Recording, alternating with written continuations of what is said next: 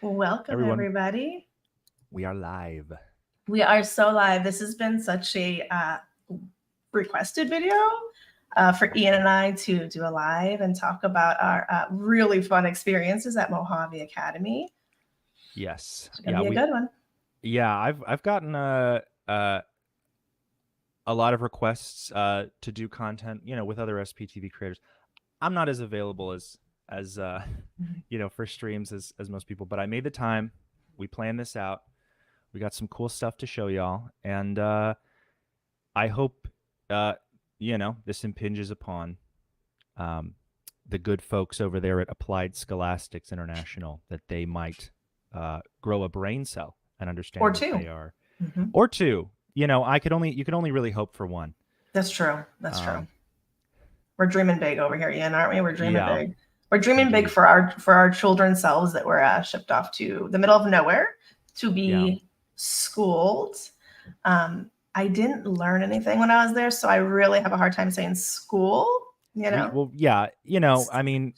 I remember a lot of manual labor, but so we're gonna start. We're gonna start with Elysia's experience, and because there's a couple key players. There's the people who started the school, and there are people who continued the school.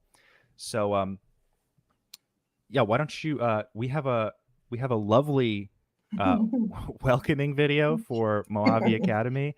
We do. And here, let me pull that up. We do.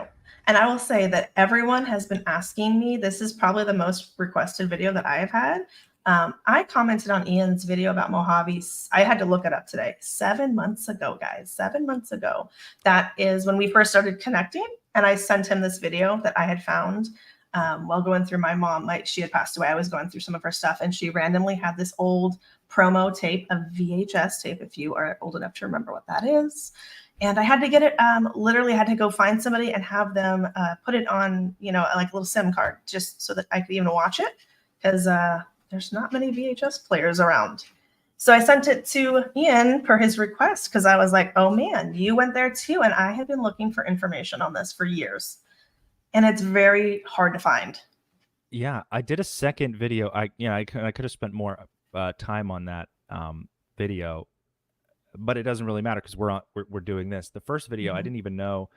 I've had people from all over who either went to that school or who I knew, who I went to the school with, who had a lot to say, and they were very appreciative that I made the video because although I think in the Leia Remaining the Aftermath show, they touched on the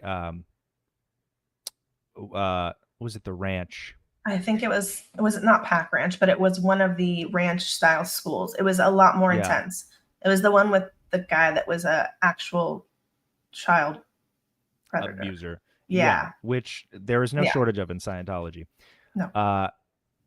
Because, well, the tech can fix them, can it? So why get rid of these hardworking folks? Yeah, we just work them and give them a little tiny tech on the side, and they're all right.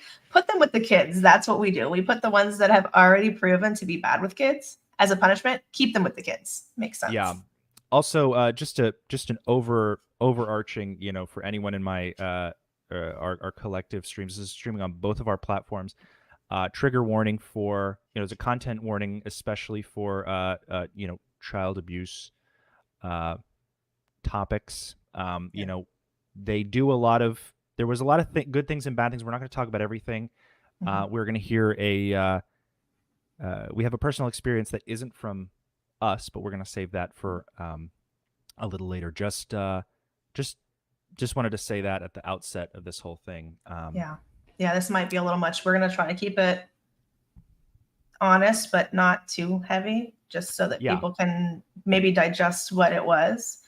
Because I think a lot of us went through some stuff that we didn't realize how horrific it was until we were a lot older.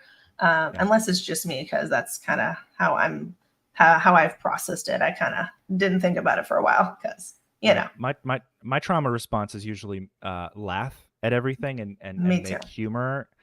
So we're gonna avoid.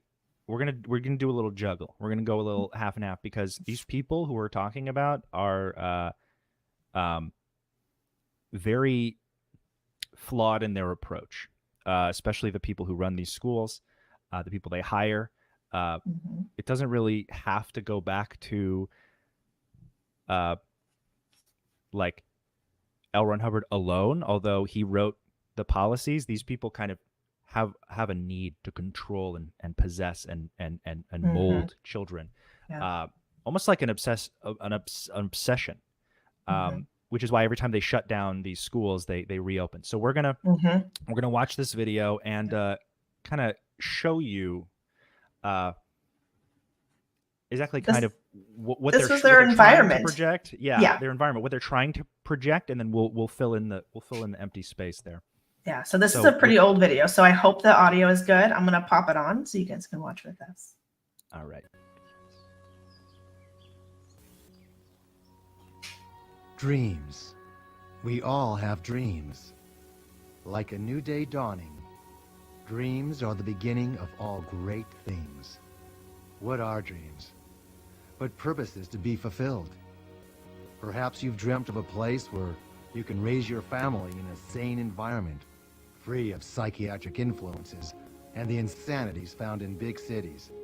Or maybe you would like to enjoy a vacation on your own wilderness homestead, while continuing to enhance yourself with complete security. You could live and work in pristine surroundings. I'm just gonna cut in here real quick. They use the word vacation very liberally here. I want you to keep in mind if this sounds like a vacation towards the end of the video. Free to create in almost unlimited space. This is a place where you can build a woodland home for your retreat. But above all this, our most important purpose, to create for the first time a 100% psych-free community as a base in which to build a school like none before it. What are we creating here? The ultimate school. A school dedicated to rehabilitating what your child knows as a spiritual being. This is a dream, which is becoming a reality. Maybe it's your dream too. Working as an educator since the late 1960s with L. Ron Hubbard's technology has given Yoka Reeder, founder of the Mojave Academy, a unique perspective on the subject of education. In 1969, Yoka realized that it was her purpose to educate exclusively utilizing the philosophies of... What is this Page Master ass music? Have you, like, I don't know if you've pretty ever great. It's if pretty you've seen great. the Page Master with Macaulay Culkin, like this eerie, mystical, like it's almost scary. It's almost like when the protagonist is gets through the brush and they see the evil castle on the horizon. Like that's the vibes I'm getting from the music alone. L. Ron Hubbard. Since that time, Yoka has worked tirelessly in the field of education, bettering the lives of children. In 1984, Yoka established a school that fulfills that dream. She put the school in the Mojave Desert in order that she and others could realize this purpose, far removed from metropolitan areas. Through her dedicated efforts, hundreds of children have benefited from an educational program based completely on the works of L. Ron Hubbard, and dozens have gone on to help better mankind and the planet. When asked why she was establishing a larger... hundreds have benefited, but only dozens have gone on to do good things. Only dozens got out alive. It's hard not to laugh at this. It's really cringy, guys. It's really cringy. But this is what they believe. This was their promo. They did this promo. The glossing over all the the kids building their own little houses to live in. Yeah, like with no gloves, lifting this bar above their head. I mean, the way they gloss over like the very obvious red flags, I just can't. It's pretty amazing. We were just waiting to know what we already knew as old Thetans, right, Ian? Well, it's being revealed to us through physical labor. Building our own house actually unleashes the secrets of the universe. Didn't you know? I do. Well, yeah, I didn't really finish the program there. Well then you got to go back. School Yeah. So we'll call Yoka and we'll we'll see if she wants to do a re-education camp for adults. But we'll make sure she has chains, so that if you start, Do you think I'll get a getting discount? stimulated- It was expensive back then. I think it was over Probably. $1,000 a month when I went. Over $1,000 a month, and I went in Yeah. 2000. Yeah. Inflation might be a lot. They'll give you a discount if you chain yourself to a radiator. Oh, I think if you do the ball and chain attached to your ankle, oh yeah, that would be a good one. It's better exercise, and it's also It's true. it's probably might give you a discount on that. from Mexico, this is what she had to say. False data makes people act stupidly. And that is the thing. False data is stupid. And it makes people act stupidly. And then we go every which way, changing somebody's behavior. That's not what the problem is. That's the result. I know it's very hard to hear. Also, this was a horribly produced video, and so it is hard to hear. It's not completely important that you get every word, but just we couldn't add subtitles to the video, so just a disclaimer on that. Right? The cause is he's thinking with data that the psych somehow got on a split. And I think it would be very interesting to see what could actually happen if we would create a psych-free pocket somewhere in the mountains. See, we haven't licked the psychs yet, but we're close. But why would we take this generation that has to actually turn it around and have them try to get an education while they're still influenced by this stuff? See? So let's do it the other way around. We'll make a psych-free environment. First have an environment where there are no psychs, have them, prepare them, make them stable and strong, give them the benefit of what we're shooting for. That's a nice game. Having put together a group of experienced staff, you can see why this group is succeeding. Purpose. That's it. See, there is a difference between getting away from and getting into. That's actually it. If you would just put a community like that together, to get away from, running away from doesn't handle the thing.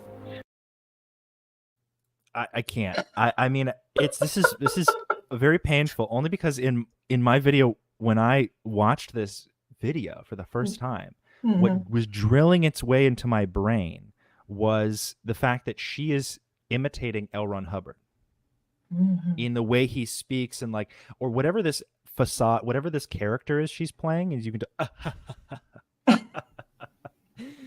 It's not about getting them out of, but getting into. It's like I played I played that video with the interview with L. Ron Hubbard, the one that they show, the one that's left over. With the scripted one from South Africa or whatever, with that overly British guy, and she's like completely putting on a mask of L. Ron Hubbard, which is what happens to a lot of Scientologists who embody the tech and they memorize all the stuff. Is if they can approach the level of L. Ron Hubbard in every single way, it'll somehow elevate their presence as a person. They're comparing themselves to other Scientologists when they do this, but so this is a very closed off mindset. I found it so funny, how fake she's being in this video. Very cringy. Very cringe. This is that meme that's finally pure cringe, and he's a scientist holding up the test tube. It's very, very hard to watch. But it's golden. It's golden. We found it, and it is here. Yeah, I mean, talk about a digital footprint. When you make something this public, it's around forever. So as poorly as this aged, I'm gonna let it play. I'm bad at letting things play. I'm sure some of my people on my channel know that, but I do my best. We're actually handling something. We have a purpose. If you have a group together with a purpose, the purpose never dies. See, that is the fire. That is the fuel that keeps it together, the purpose. And you already got the purpose, right? Because otherwise you get an emptiness. Now you're away from the sex and the madness and the dirt and the criminality, and now you're sitting there contemplating your belly button and the lofty heights of Kathmandu, and no product. So you're safe. Well, that's fine. I would like to inspect my belly button in Kathmandu, so you can just not, ma'am. I don't know. I don't know if you've watched The Vow, the HBO series The Vow about Nexium. Mm-hmm. Incredible watch. I mean, it's very heavy, but Highly I would recommend from both of us. Highly recommend The Vow. Shout out to the people who escaped Nexium.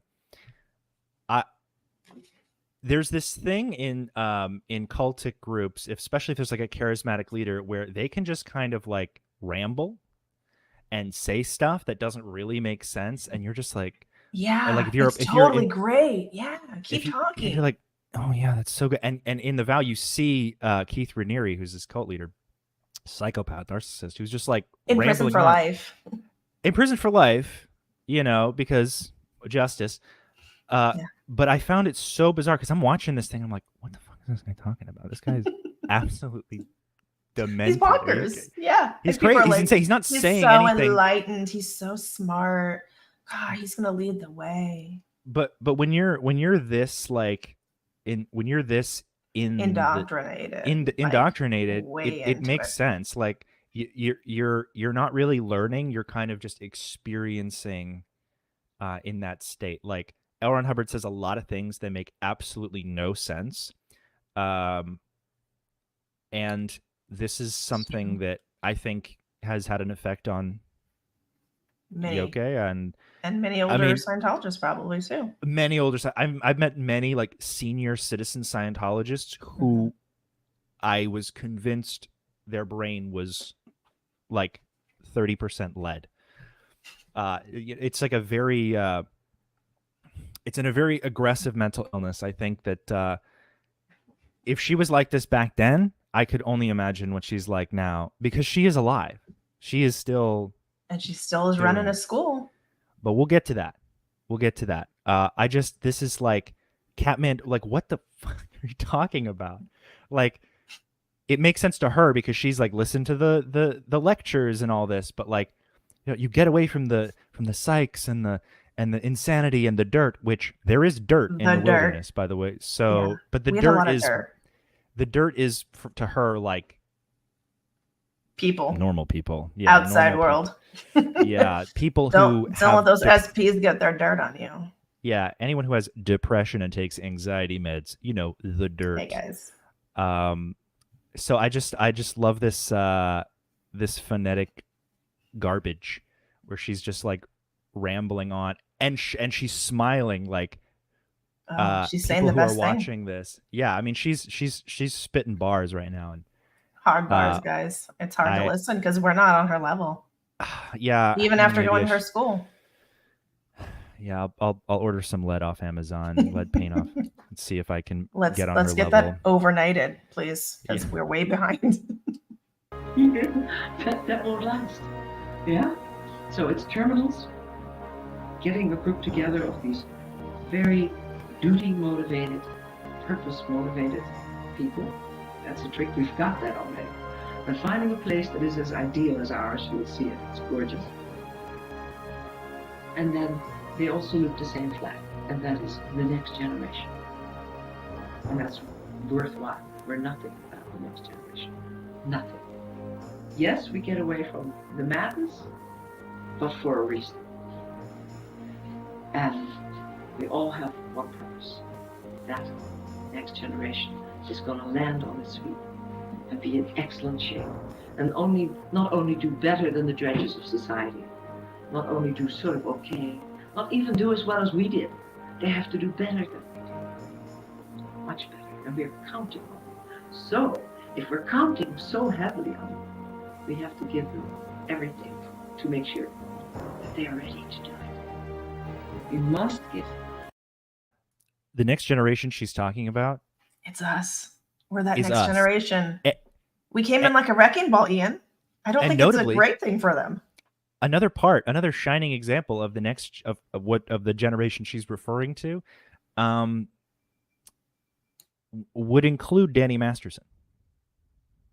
So, and he stayed in So fun. Scientology. It still is. Yeah, still is in good standing. In prison for two assaults. Whoopsie daisy. You know, maybe she said most, but she should have said most of them. She should have said like, well, it's almost all of the next generation, just none that stayed in Scientology. Just not the ones that are bad, that talk Yeah. badly about us after Yeah, getting into their adulthood. not the mean ones. All the our bad students ones. a chance to get hatted and ready for life without also having to fight the influence of the science.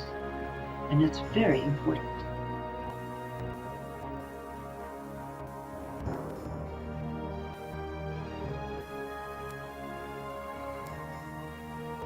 Okay, is it just that?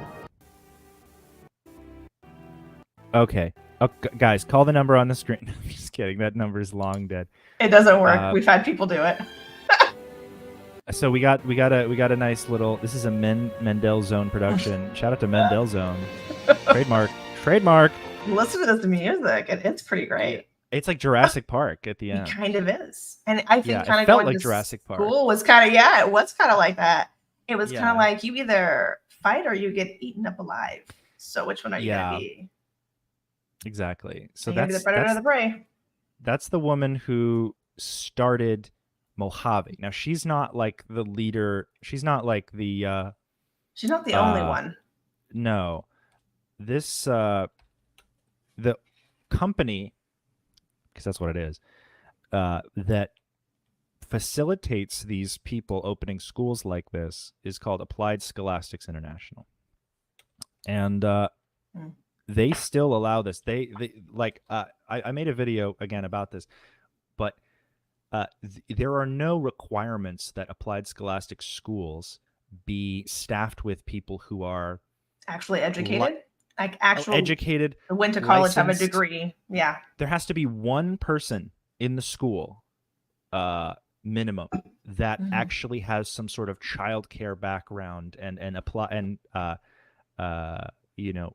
understands all these things. But that doesn't stop the Scientology from powering through.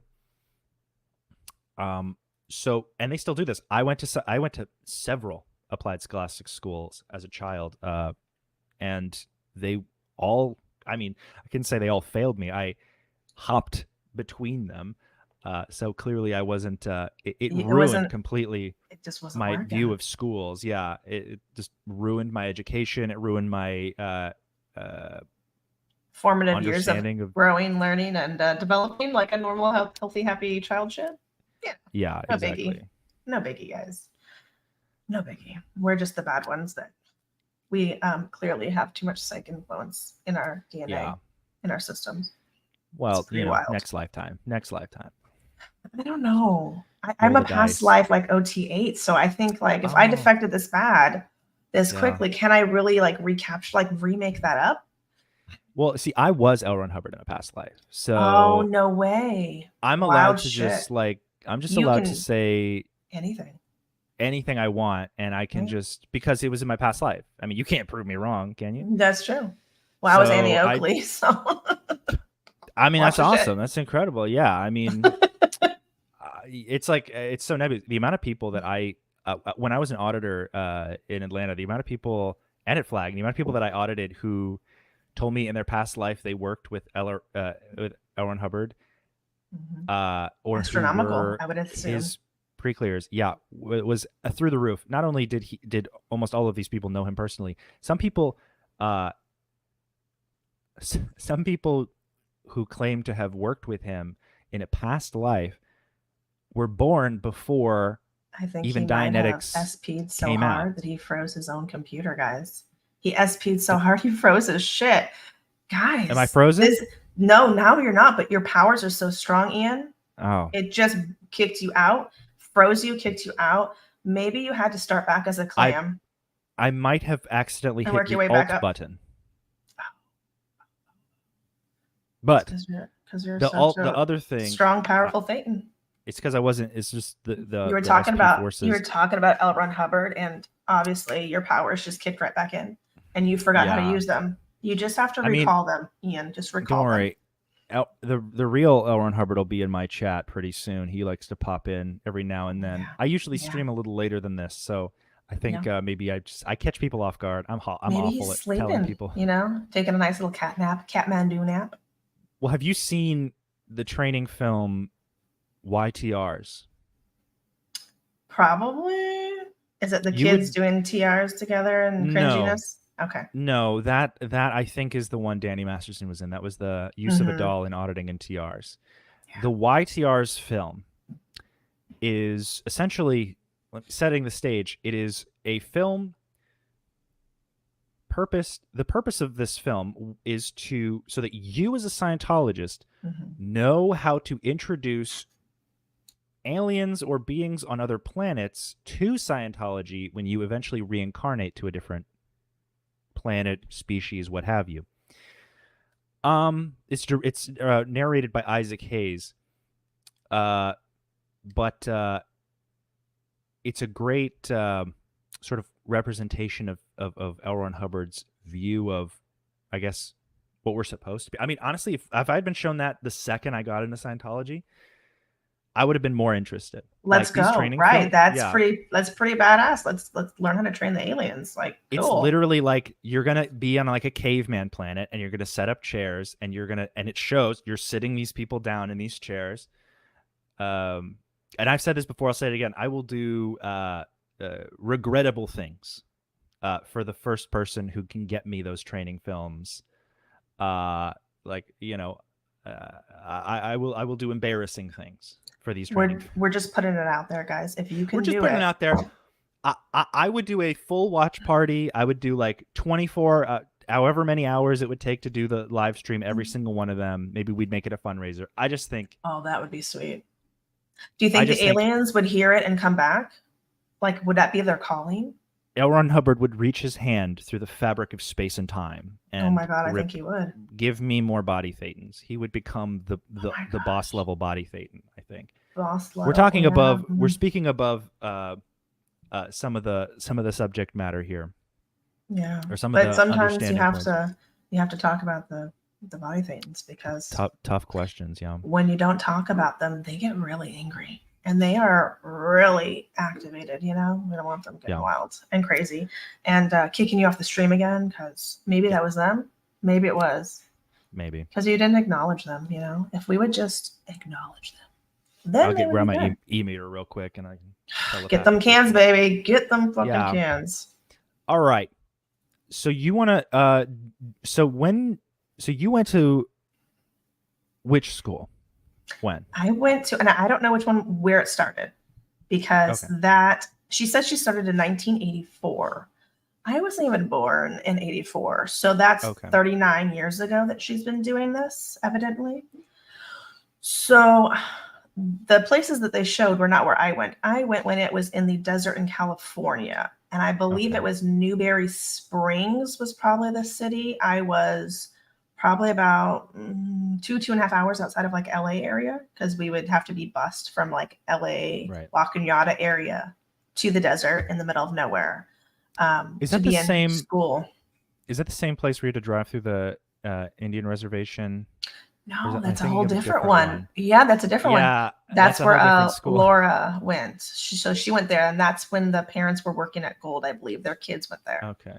So there's a lot of these random boarding schools, ranch schools.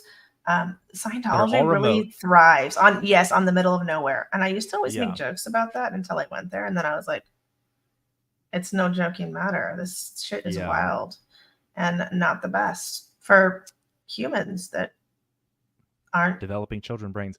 Yeah. Even if there's like there's measurable like differences in the human brain that have been shown in like people who had traumatic childhoods versus people who had Like comparatively low, less traumatic little, childhoods. yeah. Yeah.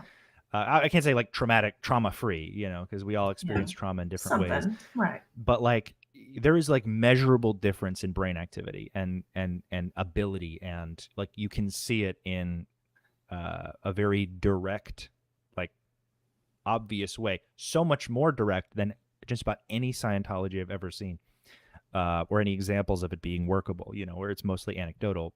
Science. I like has that they say shown, it's science. Yeah.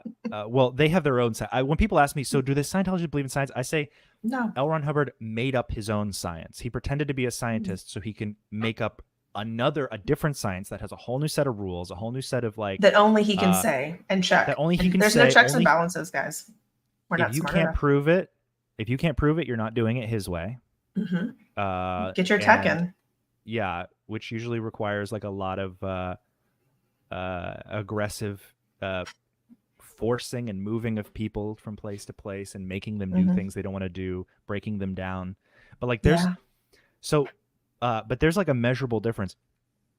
You cannot have the understanding that Scientology understanding that like a child is not a young person. It is a old Thetan being, soul in a young body. So they already know everything. You can abuse a kid as much as you want. Abuse does nothing to the brain, says Scientology. Yeah. Also, it's not abuse if you don't think it's abuse in Scientology. It's like literally that simple. They're so disconnected from like... You cannot be a victim in Scientology either. How is there abuse if there's no victims? Yeah, you could say in Scientology being a victim is like a personality somebody puts on to like be dramatic or to get attention or something. It's basically stop dramatizing.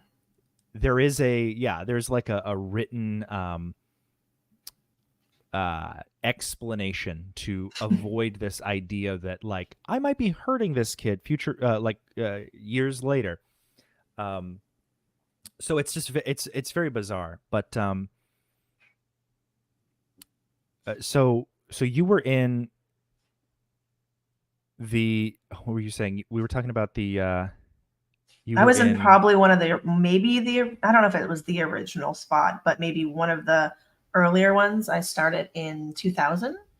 Okay. And I went there from 2000 into 2001. So I went there during the school year. I know there's a summer camp that's also offered that seems a little bit different. It seems like they're more trying to seem like they're like a scouting, camping, adventure, wilderness kind of thing.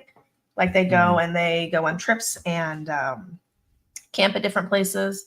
I never did that portion. Maybe that's the more fun portion. Maybe because we're just such out of ethics kids, we didn't get that fun stuff.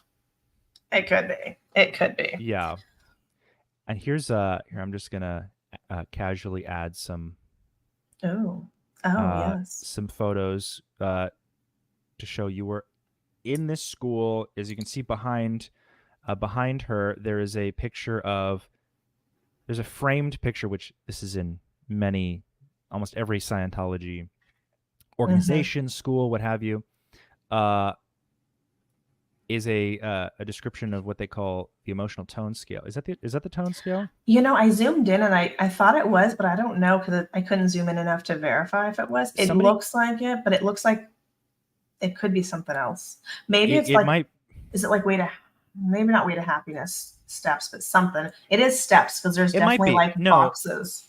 You're right. You know, it might be. So I see the dog. I think this is there is like an effort to cartoonify all of these different ideas for Scientology, which is funny because they've been talking about like making courses for kids for like 30 years. Yeah. So and about the time I left, they were like, it's coming out in 2 years or something, and that was a few years ago. Is it though? Is it? I just didn't believe. I was like, oh, okay, and then like no one talked about it, so I was like, okay, so it's probably maybe it never did. Probably blowing smoke. They're busy with something else, and you know they're doing It's so much. It's taking their time. Oh yeah. They're just getting rid of all these psychs guys. It's a lot of work. They gotta dust off their shoulders and take it easy. But this was essentially the classroom. Now, when I went, it was at 2 different locations, meaning I started at Life Basics, which is where one starts, I suppose. And you're supposed to do a clay demo of every single step in the Way to Happiness book. And I think it's 52, 54 different things in the Way to Happiness book. I could be wrong.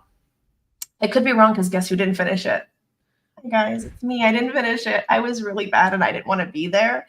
I also didn't know that I was going there. It was a real fun surprise. I was getting ready for actual middle school, 8th grade. And my alarm didn't go off. And I was like, oh, I still woke up in time. So I'm trying to get ready, trying to get my siblings up and ready. And guess what? My parents were like, you don't need to get ready for school. And I was like, yes, I do. And they were like, guess what? You don't. And I was like, yes, I do. So without knowing what was going to happen, I knew it was some fuckery and some Scientology bullshit because my parents are Scientologists and they definitely believe in this stuff. They wouldn't like Really? you be making videos about that. You know that, right? Probably not. Well, my mom's deceased, so I kind of feel like that was my I'm okay to do it because I was only really quiet for her because she just didn't want to have the disconnection, because she kind of did start to question a lot of stuff, which was great. But then she went back into it when she was terminal. She was like, let me go. And I'm like, what are you doing? So it's a whole back and forth with helping someone to get out and to see stuff.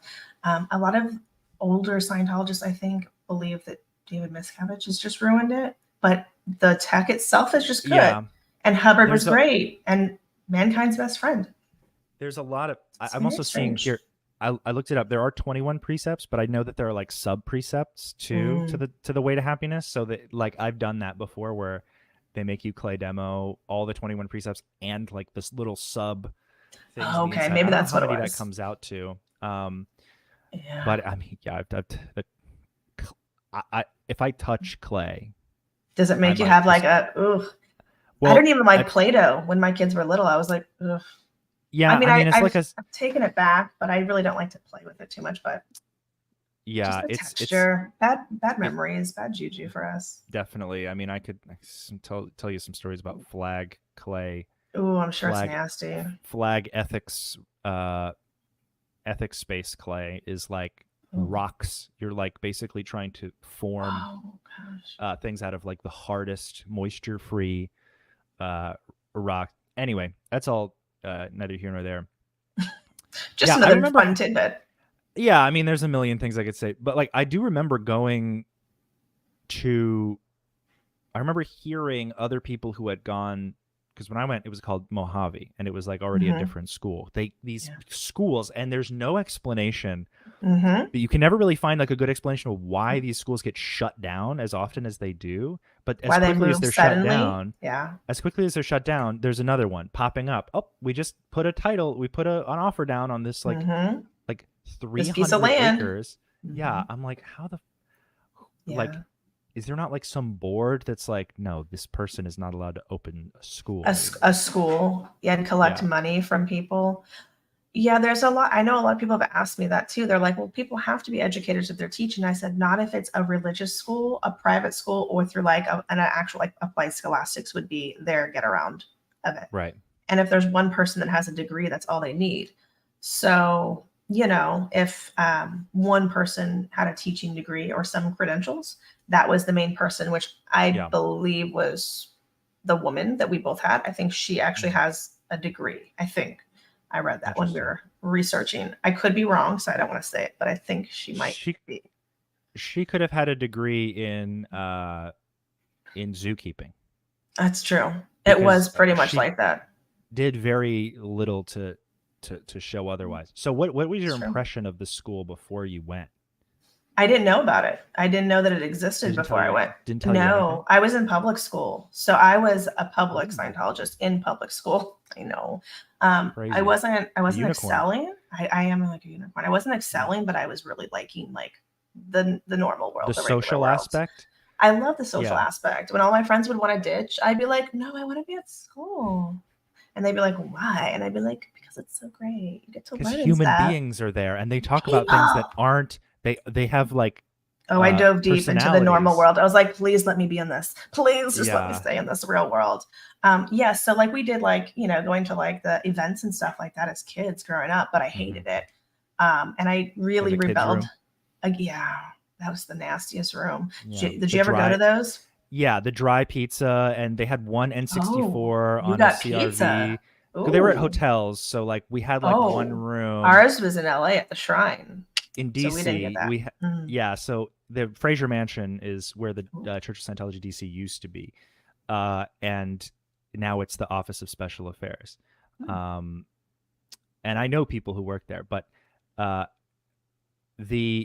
there was never big enough. It was such a small building. They never had enough space to like make the events. So we would go to these like random hotels, and there would be like one room dedicated as a kids room, like a person like babysitting. Yeah, one or two that's like some random adult that doesn't give a shit about the kids. And there's just it's just like go play in the screaming. corner. Yeah, always kids running snot around, running down their everywhere. face. Yes, just mad kids.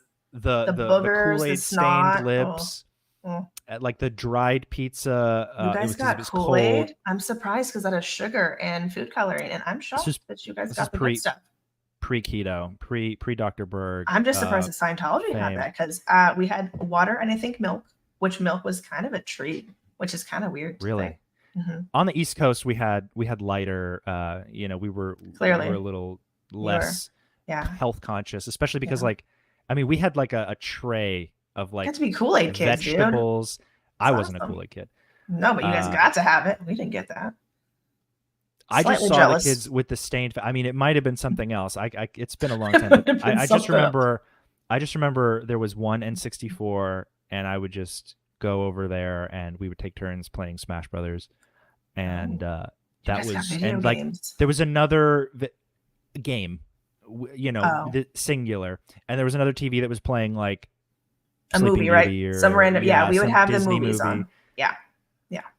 We got a random movie that would just be playing the whole time and when the kids would scream louder, they'd turn the volume up. I can't hear you. It's not happening. There's a little cut. Go to sleep and cry yourself to sleep, kids. Yeah. The volume was on the TV at that point. We could, but there was always a person who was like just really demanding. I would just leave. Sometimes I would just leave the room and walk around the hallway. Hotel, okay, yeah. Go on the roof of the hotel, just completely unsupervised. I just thought it was fun. I didn't realize there was a lot of problems with it, but that's crazy. So they didn't tell you anything about the school. No, this was a complete out? surprise. Oh, like literally, like I was physically carried downstairs. I was grabbing the banister. I was like, and then they put me in the back of the car and they locked the doors. And so I tried to roll the window down. I thought if I could jump out the window, maybe I could run up the street. And if I could get close to middle school, like to my school, maybe I could just like go to school, right? Like that's all I really was trying to do. So it was a surprise for me. I did not know I was going.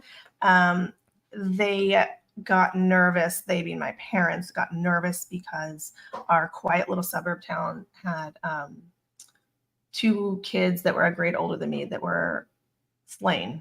I'm trying to use words that won't. Ooh. Yeah. And I had friends that knew these kids. And so my parents freaked out because I was quite a wild child, though I will say I was not into any of the hardcore. Like I didn't do any drugs, guys. I was never into that. But my parents were just like, I don't know.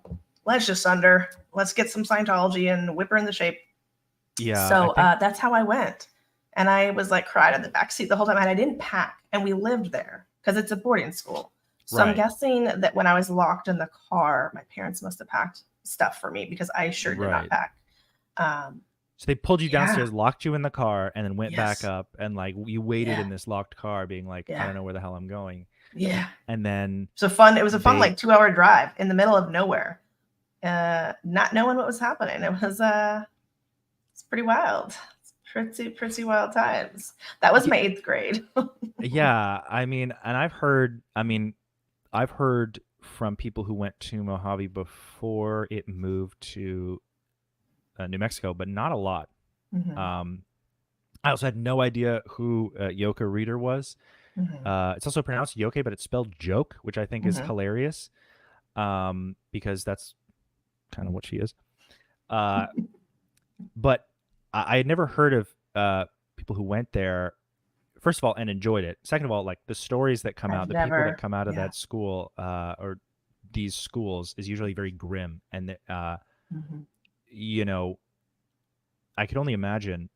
I was taught that, like, I knew like a couple people who went there and they were like, oh, it's like horseback riding and we had horses. And and we had horses too. We couldn't touch the horses. We weren't allowed on the horses before summer. Summer was the only time we brought the horses out because like. But you had to shovel their poop in the meantime because we had to clean up.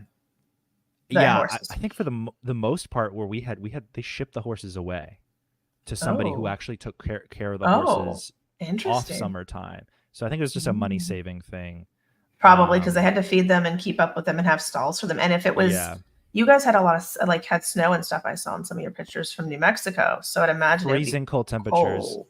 Yeah, freezing cold temperatures and coyotes and wolves and bears. There were two dogs. There were two dogs. There were two dogs who were not to be touched, but they were like guard dogs. So they would be running around. You would know that there were wolves or coyotes wandering onto the property because you would hear the dogs barking and they would run around.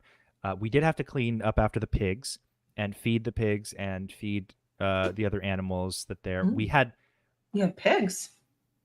We didn't have pigs. We had chickens. We had pigs, but how it worked was they brought baby pigs. We were like, yay. We would feed them. They would grow. They would become too large to house, and the pigs would go bye-bye.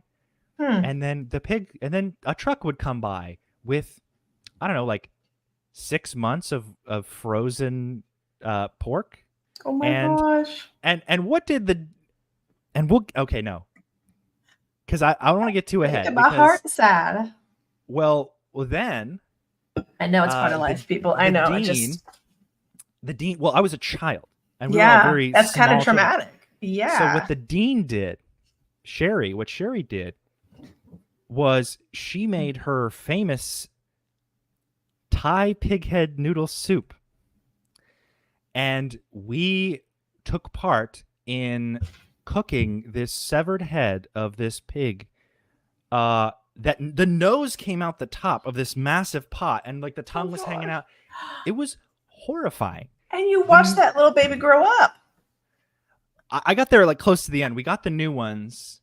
That's not cool. And we got to like name them, and I was like, some kid is gonna watch this pig we're naming right now. Yeah.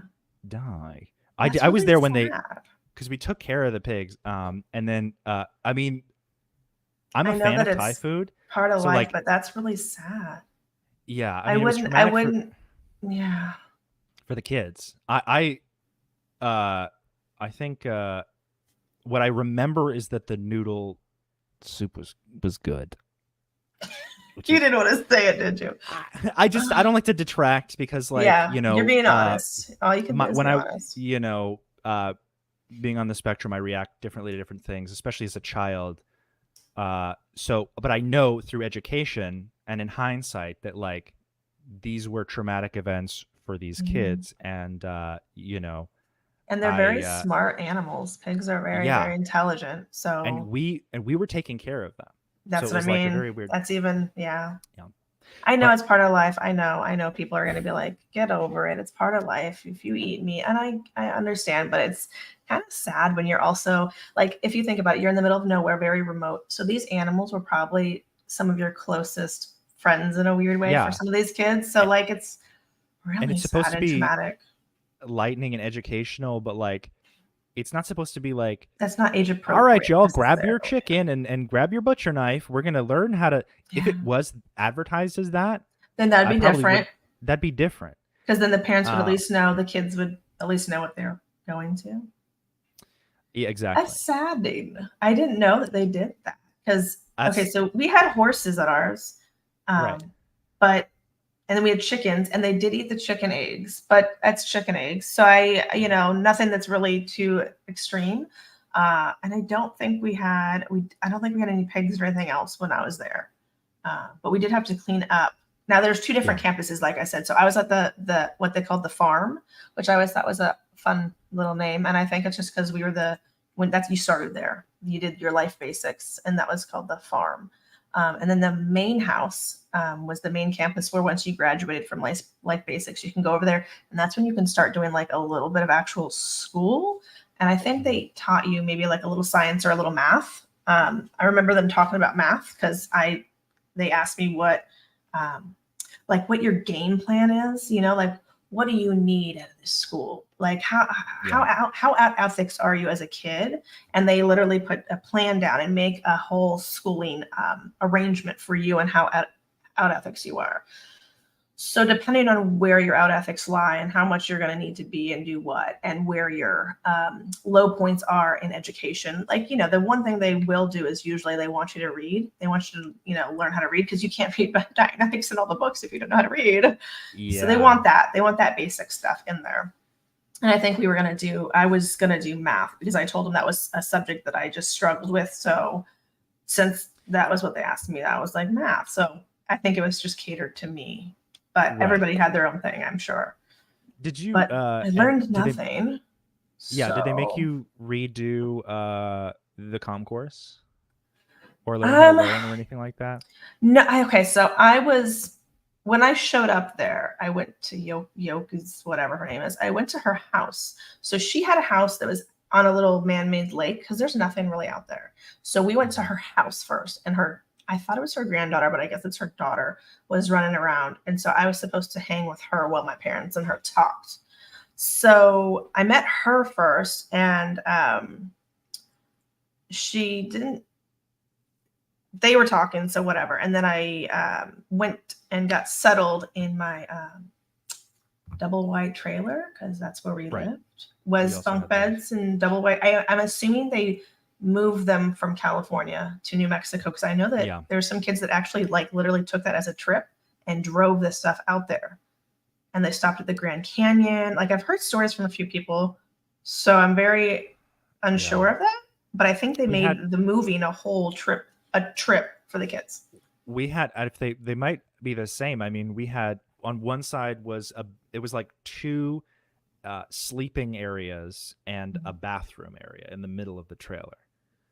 So there was older kids, slightly older kids, and younger kids. I mean, that we were all roughly within 5 years of each other, but certain kids had different privileges depending on what they did at the farm or at the. I mean, for you it was a farm at the on the grounds. There were so many different labor tasks to do. I saw in the chat somebody said farm kids do this all over the world and it's not traumatic, which is true. Farming is something that has been done for thousands of years. I was going to say, I know. I have family that's farmers, I know. It totally depends on your upbringing. Yeah. In comparison to something a little bit more it's a little more of a nuanced area. If you're used to it and that's what you're born into, then you're a little more used to it. And it's not as much of a shock as you raising a little baby pig, not knowing that that's going to happen, maybe. Right. It's like a little gotcha. So, yeah, but not in the best way, because a lot of the kids that were sent there were really sad and depressed, dare I say. I know that Scientologists believe in that, but when I was there, I was pissed. I was furious. I didn't talk to people for a few days. I just sat in my trailer. When I was there, I was also the only girl at the farm. I was the only girl. So when you see that picture of me, I'll put it up. Me in the classroom. Hold on. I closed. Sorry. Here you go. Let's see if it'll pop up. I believe. No, maybe not. Wait, close it. I'll just see if it'll let you. And just remove from studio. We'll put it back up here in a second. But I was the only female student when I went there at this one facility. Now, at the main house, there were girls, but they had already graduated. So they were just at the other campus. So the day-to-day, I was surrounded by a bunch of young boys. I was the oldest at the farm, and I was 14 when I went. So the kid with little spikes that you can kind of see, that kid was from Australia, or Australian at least. So there was kids from like out of state, out of country. I think there was a girl from somewhere, like some European country. I could be mistaken, but yeah. So I was 14, and then I was really thrown into this hardcore Scientology world when I was more used to regular public school, which was a little more my liking. So this was a table that we were supposed to build clay demos, and so I think all those things that we were actually trying to build, like actually put something together that wasn't clay. I didn't always go into the classroom because per Scientology, keeping Scientology working, if you don't want to be there, you shouldn't be there. So literally I used that to my advantage, and I would stay in my dorm and I would just be by myself. I did have to go to like the morning muster. We had to go to the main house. So we would load up in our van and drive over there, like maybe 6:45, 7 o'clock. We'd drive, it's like 5 to 7 minutes down the road. We would drive over there, and we would do our exercise, our hardcore exercise that we had to do with a retired Marine sergeant. Something very bizarre about like. It's very nuts. It was very, very militaristic, I will say. Yeah.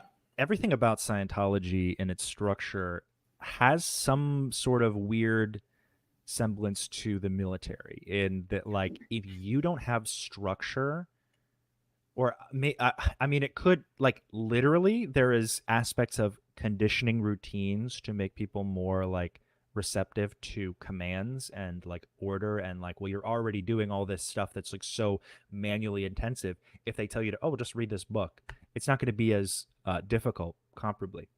Yeah. I'm not saying that's how it all works, but for the most part, you can basically reduce a lot of Scientology, especially Sea Organization stuff, to L. Ron Hubbard trying to rekindle his failed military days, which he does lie about his military career as well. Yeah, and it's easy to debunk it. Yeah. A FOIA request was put in almost as soon as FOIA became like the Freedom of Information Act was enacted, to receive a lot of these documents from the U.S. government. It showed, the reality of L.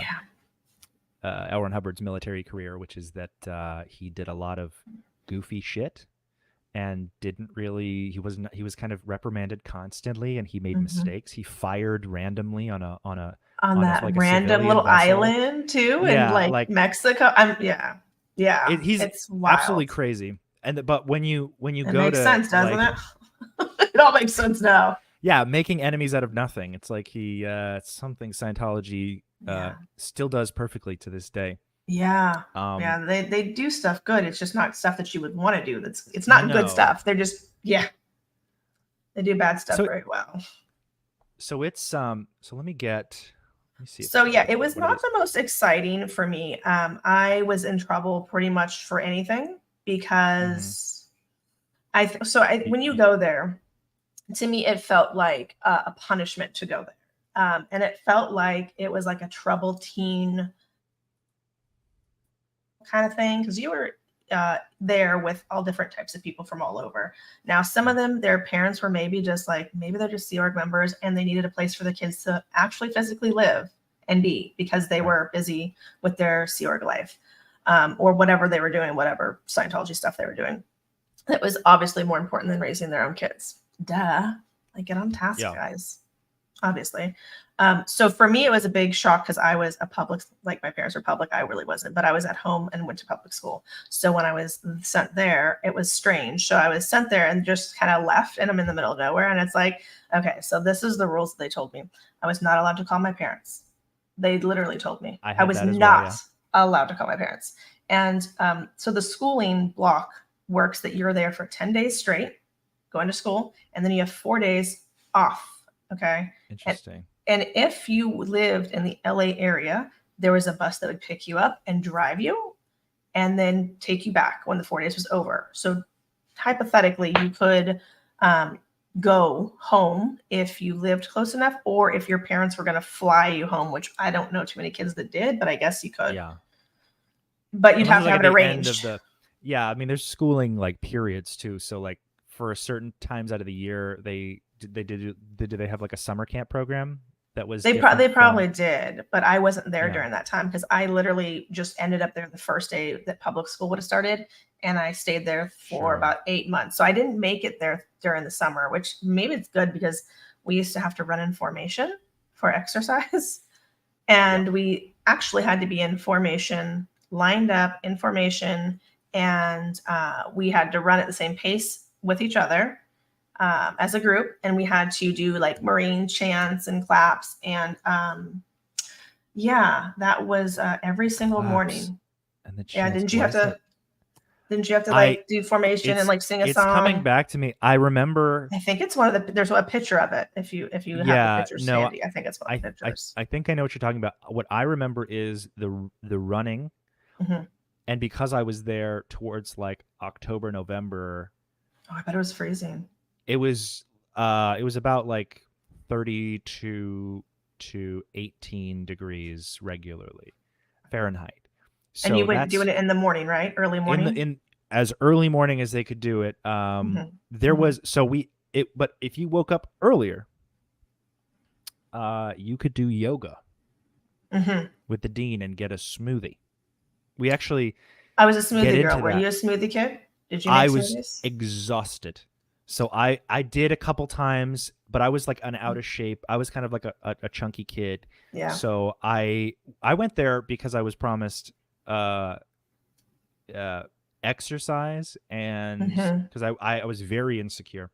So exercise, and I'll learn how to camp. And I was like, oh, that's cool. I'll learn how to like do wilderness stuff, which I did, not because there was a class, but I mean, there was like a camp counselor who was like barely older than me, who was like taking us out into the woods and like vaguely pointing things out.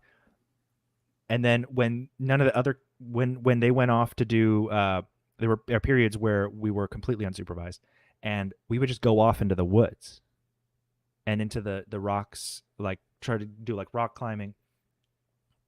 You know, we can get into that in a little bit, but like it's very much like they use what you think you want against you, or they just put you there because they don't want to deal with you. Like there's no secret as to why you would be why your presence would be unappreciated in Scientology. I mean, if you're a child, you're in the way. You're not caught up. You know, you're just kind of like, and it's and kind of a you've nuisance. Actually, yeah, you've collected a good amount of screenshots of the words of Yoke's words in how she looks at children. If you do want to look at that, we can I can pull those up. It's not the friendliest. So while you're doing that, I'll just talk about, and we can talk about the differences, like how the days were there as a school. So I woke up again. I was the only girl in the dorm, which is kind of okay. This is where it was kind of my lucky break that I was the only girl. There are maybe 8 to 10 or 8 to 12 bunk beds, or 6 of them or 8 of them, which would be 12 people, right? Or maybe it was 4 or 5, and there'd be 10 people in there. I don't know. I know the guys had a lot. So I would have had to be sharing all the bunk, like a bunk bed with strange people that I don't know at all. And then you share one bathroom. Yeah. So that would have been really crappy. Like, I'm sure the boys, like, maybe they didn't care as much, but there was a good amount of the boys there in just the life basic portion where I was at. And I can't imagine like 8 to 10 kids sharing one bathroom and one shower and one sink and one toilet. Yeah. So for me, I was lucky because I did not have to actually share that. I mean, I just self-isolated. I'm sorry, it cut out. Lucky. I was lucky. I got you. Because I did not have to share that. In hindsight, I can think of it as like lucky. Also, when we had to do like white gloving, which is cleaning your dorm, so clean that they could have a glove that was white and go over. Glove on, literal. That's white a whole glove. reference. Like that's literally why it's called that. Yeah. They'd say go white glove your dorms, right? So we were in the desert, and it was deserty and sandy dusty, and dusty, sand, and all that dirt, all the dirt particles that you heard her talking about in that cute video earlier. So we would have to clean up. So I'm glad that I didn't share a room in hindsight, because if I had someone that was really messy, I would have hypothetically, I could have gotten in trouble for them being dirty and messy, which I'm sure happened with the boys. And they were rowdy as can be. It's insane. Like this, you're like, so there's a saying in Scientology, which comes from L. Ron Hubbard's findings. And it's something, what's funny is that he says that he discovered this. This is like one of the most broadly used methods of self-policing that cults use. Something called self-policing, or a self-enclosed system. There's a technical term. I think I'm a self-sealing system, basically, and it's that you are responsible for everything that happens to you. There's Scientology in a nutshell. Exactly. So yet cause.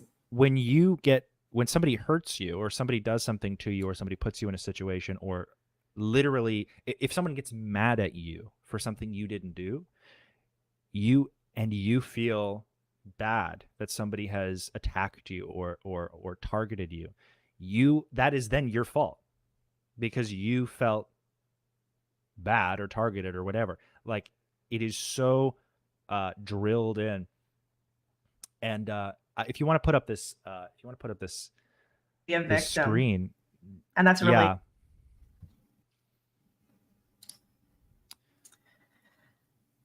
An ethical child. This is something that she wrote. Yogi Reader's writing, and this is literally what it says. Consequences ahead is the sign. I accidentally switched back to a different one. This is from what is this, from her blog? I think so. Reader articles at WordPress. An ethical child would be a child who could figure out the best way to get where he wants to go in life. Of course, he figures this out with the data he has and takes the other dynamics into consideration. Dynamics in Scientology is just areas of life that you put effort into. That takes a lot of figuring, and it takes training. She's also, again, she's writing as if she's LRH. That takes a lot of figuring and training. It takes a child above 2.0, anger is what that means, 2.0, who wants to survive. So the implication here is that if you put a child in a situation where they are having trouble surviving, they begin to panic and attempt to survive. This is like how to induce fight or flight to get your kid to realize. This is, it's kind of sick, to be honest. And this is exactly how a lot of kids start off being, left or dropped off or whatever when they start out. This is how I started out. I was mad. I was very, the way they very drill mad. it in. Yeah, I mean, anger is like it's low on the tone scale. It's just so low. But higher than 1.1. So you're allowed to be angry as long as you're not covert about it. Yeah, not covert. I was loud and proud about again, my anger. it really depends on who you ask, because nothing means anything unless because there's contradictory stuff for anything and everything that's been written. It's kind of who you are and how you want to use it, or use it against somebody. Exactly. And ultimately it's up to the person who's dealing with you. So who's handling you. They can make up whatever your handler, want. Yeah. It takes parents who give the kid true data. What data exactly are we giving? And parents who invite him to look and consider outcomes. Compared to what? He's a child. He has no information. He's no information to compare to. It's just when you read it, from when you develop critical thinking skills. Yeah, even the slightest bit of skills, it's like, this does not sound good. This doesn't sound good for a developing child, and it doesn't sound good for them to feel safe. Exactly. It's just me. Well, I mean, you have to create safety in your own space by being a good Scientologist and using the tech and blah, blah, blah. It's like, I'm going to tell you that doesn't work. Do you know how many people have been assaulted in Scientology? It's a really you know how many people? Outrageously long list. I've lost count of the people that I knew in Scientology who have been in Scientology as a young person, who not only left Scientology, but dropped off the face of the earth. People who don't have social media. They from what I can tell, they're not doing services. They're just like in this vacuum. Void. Yeah, they just don't want to be known about. They don't want to be known No about it. They want to be footprint. heard. And I can relate to that. I mean, there was a point in time where I was like, I can either live the rest of my life keeping all of this in, silent, or I could lose literally everything. And I understand that disconnect. Where That's the people don't dabble that wanna- we, What more do they have in a world that they've been convinced is like evil and corrupt and disgusting? It's like they have no other place to go. And you know, and it's very hard to describe this to people that are not Scientologists because it sounds so wild. It sounds absolutely batshit crazy to people that haven't been through it. And that was something that I never talked about, my parents being a Scientologist, because I thought it was the strangest shit. And I never also agreed with it. And I never thought I was or believed in any of the tech or any of it. So I was kind of in trouble for rebelling against it, if that makes sense, because I didn't like it. So it was like, no, you're going to do it. And that was also how they were to handle us and to get us to be good kids. I mean, if they're reading shit like this, you know, like, it's not real great. It's not really like good parenting stuff. Yeah. I mean, and that's like a whole other video too. Yeah. Oh yeah. That's a whole other, As soon as you enter other motives, incentives, or penalties into this equation, you are stepping away from ethics and into discipline, bribery, and behavioral training. Well, she knows a lot about behavioral training, doesn't she? I mean, they talk about how bad, like, Pavlovian conditioning is in psychiatry, and literally use it day to day. Like, you do Scientology, you get treat. You do the opposite of Scientology. You get your parents' love, attention, affection, praise, respect. This is something that not necessarily that my parents weren't as heavy on, but I saw a lot of other people's parents who were heavy on it. And those kids were usually the ones that ended up doing stuff like joining the Sea Org or getting married at a young age and then join the Sea Org so they can have, shared birthing at 15, 16, 17, which is really kind of sad because at that age, you're not developed all the way and you shouldn't really be needing to rush into getting married or joining a billion year, not just this lifetime, guys. A lifelong, billion years, every lifetime. Every lifetime. I love that concept. From here to Kathmandu or whatever she said in her video. You gotta wonder, like, there is no age of the universe in Scientology. It's just kind of like whatever number you can vaguely remember from the three, because even L. Ron Hubbard contradicts himself. It's like 76 trillion years. It's like 78 million years. It's 27 million years. It's like it's a sliding scale. You can just go all the way back if you wanted to. I mean, whatever shows up is what is literally in New Aerodynamics which is a NED is what they call it. It's an auditing procedure where you are supposed to find past lives in order to solve present problems. And it's you accept what they give you. You do not get into, and you get a physical, what's called a track map, which is a book that they give the auditor for every pre-clear folder. A pre-clear is a person to be audited in Scientology counseling, whatever. They give you a track map. It's a big book, spiral bound, that just has 50 present time to 50 years ago, and then another chapter is 50 to 200 years ago, and then it just keeps going to trillions of years ago. Wow. Quintillions of it, literally. And you have to write when it happened, who they were when it happened, and what happened, and you plot them on this endless scale. I think it's a reassurance to an auditor. I don't think it's an actual tool that L. Ron Hubbard believed in. I think it's just ambiguous enough to you're doing work to reassure your actions. You're kind of just continuing to indoctrinate yourself. Like this guy was a pirate in 6 past lives. I can't imagine how long were pirates doing pirate things? I can't wrap my head around that. But he was a pirate in every single one. He must have really liked that pirate life then, I guess. He likes pirates, which is okay, but like I can't wrap my We're not brain against around people like that like pirates. it's not the same past life. It's like his It's like a past, continuation almost. 8 past lives, and it's just so bizarre. And anyway, I mean, we could go off onto so many tangents. There's a lot of strange stuff let that me- we could talk about. Let me pull this down, change it, and we can put it back up. I want to find the other one. Oh, here it is. Let me make it a little bigger.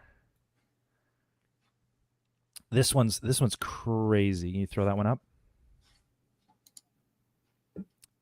If you do not flirt with married men for fear that the pastor will hear of it, you may be scared, not ethical. So she's talking about like comparisons. Like these are examples and going on in her heads of like, I guess, ethical and non-ethical children. I read this. You put this in the file. I read this. This is wild. I Insane. literally like gagged when I read this. I'm like, why would you? What?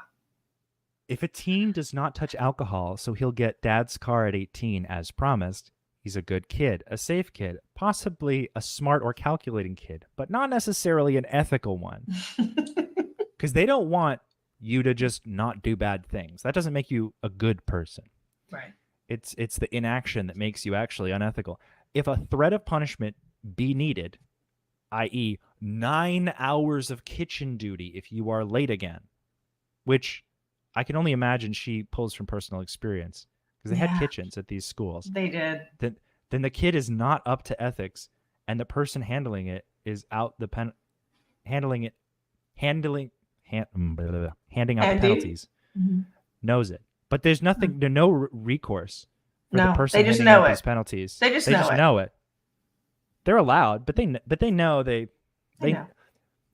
know. It's oh my god. Yeah. I can see this is streaming on both of our platforms. I can see all your texts, and thank you for all the very kind words that you're throwing. I just wanted to say that I see some messages, some comments. I just want to say we appreciate that. If you have to tempt your teen with a pizza to get him to finish his schoolwork or clean his room, you are saying that he can't see the need for schoolwork or a clean room, but he can see the need for pizza. Okay, this is asinine. Food, basic necessity, human necessity, basic, like not even anything exciting. That's a necessity, guys. It's food. It's needed for life. Sustainability, guys. It's like it's pretty wild. It's the most ridiculous. It's so dumb. I can't comprehend like an analogy that would sanely represent something so insane. Because to her, these people should already know this.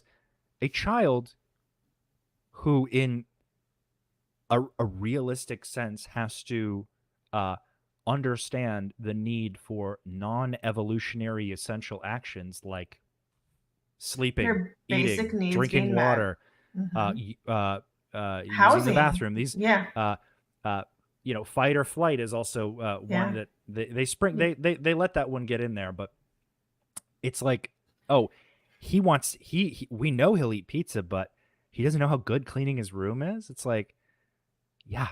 It's okay to not want to clean your room, but sometimes we have to do stuff we don't want to do. I mean, I have kids. I can talk to them like that. Hey, I'm ordering dinner. Please make sure your stuff is clean. Like, it's like clean. It's really not that.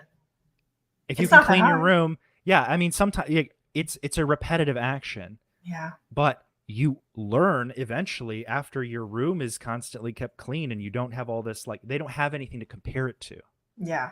It's pretty wild. You can't reason with a child. You have to be like, okay, you have do to this. You have to bribe them sometimes because they're tired or exhausted. You need to create motivation. That's completely different than like he's unethical because it goes to the core of a person, and it says that you at your core of a person are just a horrible piece of shit, which is really what Scientology does to a lot of kids.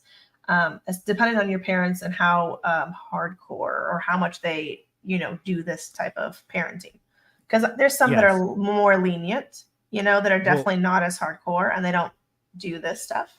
But there's some that are like by the book of Dianetics and da-da-da-da-da. And Well, I would say, I mean, and this is a very, I mean, I've thought about these things to a level that I'm actually in between. We're gonna talk about that other our favorite Scientology parent, but it says something about the psychology of a person who's desperately trying to prove that they're good at Scientology, or that they're good at raising a good Scientologist, because Scientology works, and if it's not working on your kid, then you're using it wrong, and you don't want to look like a person who's using it wrong. I was going to say the technical term, a squirrel, which is just somebody who doesn't uses use the tech Scientology wrong. correctly. Yeah. But I think it's more so that, like, because L. Ron Hubbard says man is basically good, which means everyone is basically means well, and they're doing good things based on their own perception of what is right and wrong. But when I was a kid, I always felt like she was talking about some other kids. My mom was talking about somebody else, like, because I never got the impression that she thought I was basically good. I just wasn't adding up to these other children or these other people who were shining examples of Scientologists. So it's like, if I can control this kid, they will show their basically good aspects.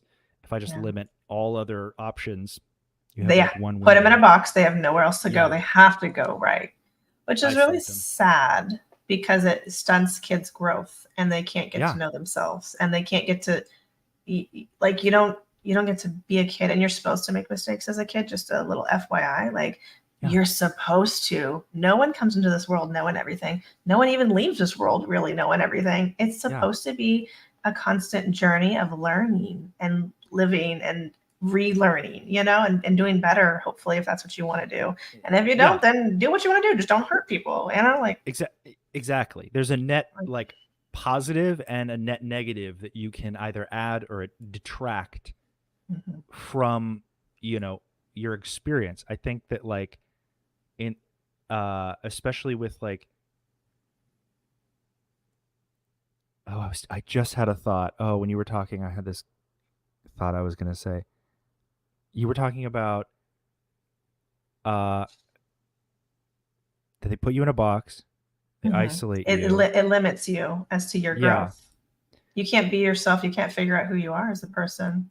You're trying to live up to somebody else's expectations, or what they think a kid should be or should not be, which is really not cool. It's manipulative too. Yeah, I'll come around to it. I had this specific point I was going to make, but I forgot. It's no big deal.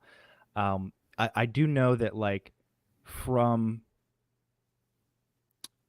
there's an insecurity that you feel as a Scientologist, or I can imagine from anyone from, like, a high control religious group, where there's an insecurity that that comes from a fear of death and what comes from beyond, which is completely understandable.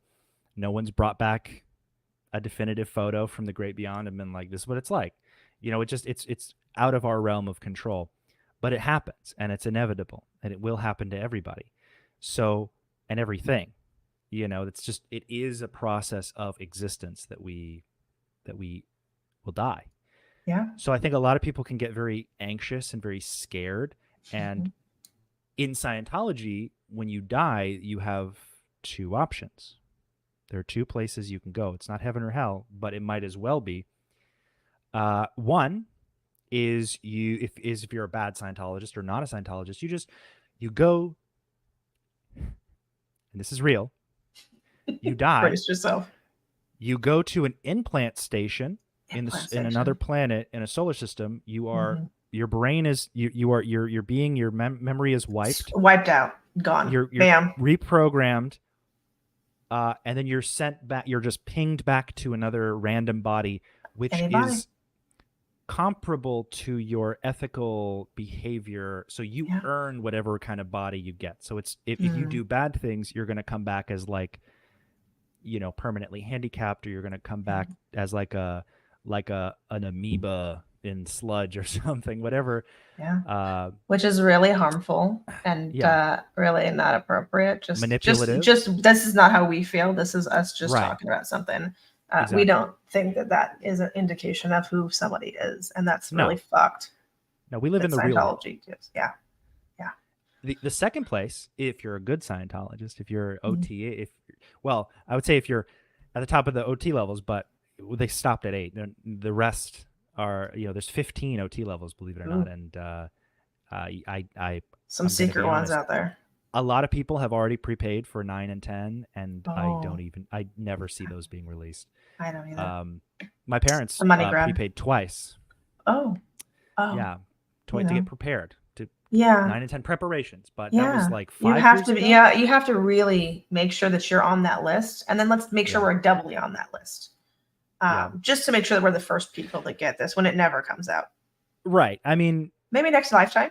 Lifetime. Yeah, exactly. Maybe next lifetime. Maybe the next iteration on another planet when wherever L. Ron Hubbard is. Maybe not on the prison planet. Maybe it's just because we're on the prison planet, and maybe that's why it's not going to be here. Yeah. So maybe it's on like some other cool place that we're not invited to. Yeah, we're DBs. We'll get there. But so you basically you are able to the second place is you essentially get you go creative mode. You just pop out of your body and you can clip through everything, and you can go to any planet, any place, see any person. You can manipulate time and space. You can control things with your intention. You can think it and just be there, be that. Exactly. You can choose the body that you go into next. Not only the body, you can choose what you look like, who you're born to, make sure it's a good family. You can make sure your gender. And this is not even Ian, my mom, before she passed, was literally walking around telling us maybe I'll come back into the family. Maybe. Yeah, it was actually we were all laughing though. We were all like, "You're deranged, Mom." What the fuck? If you make my quality of life at the end just a little better, I may consider possibly. It was kind of funny because it's not funny because it's shitty, but it's funny in a shitty situation, and so we were all just it's funny to us. I was like, okay, so and she's like, well, I'm only going to be a girl. So if anybody else has kids, if her kids, we're having kids. If it's a boy, it's not me because I would never pick up a male body. I'm always a girl. And I'm like, okay, cool. Sure. And at the time I kind of was thinking about having another kid, which was which really just made the jokes, just the onslaught was bam, bam, bam. It was oh yeah. And of course, my husband encourages this shit. And he's like, I would be a great dad to her. I love your mom. I would be a great fucking dad. And I really, really would. And he's serious. He's dead. He's just done things I hope she comes serious. Back. He does. Yeah. He's we're not going to have another kid. There's 99% sure that we're not. But you never know. That little 1%, he's like, you know what? Maybe we will just to give it a shot. Because how do we know? Yeah. And I'm like, she's gonna spite you by coming back right at as an accident. But see, that was Oh, slip behind the border wall. That's your slick. Yeah. And see, that's what I've been told is that she's probably do a little sneak shit because I did steal her ashes because she was cremated and she didn't want me to have them, and I stole them against her wishes. I did tell her I was gonna do it. Yeah. So I made my intentions. That's her death with dignity doctor told me the same thing. He's like, you can certainly do that. And so I in the wind about it. I mean, no, I take her on trips. She goes with me on trips, and we go to Flag and we give a nice finger because she couldn't get out all the way. So she's coming along with my little degraded journey, and I don't really quite care. So we're it is. Yeah. Sometimes we got to do the things that people that we love could not do.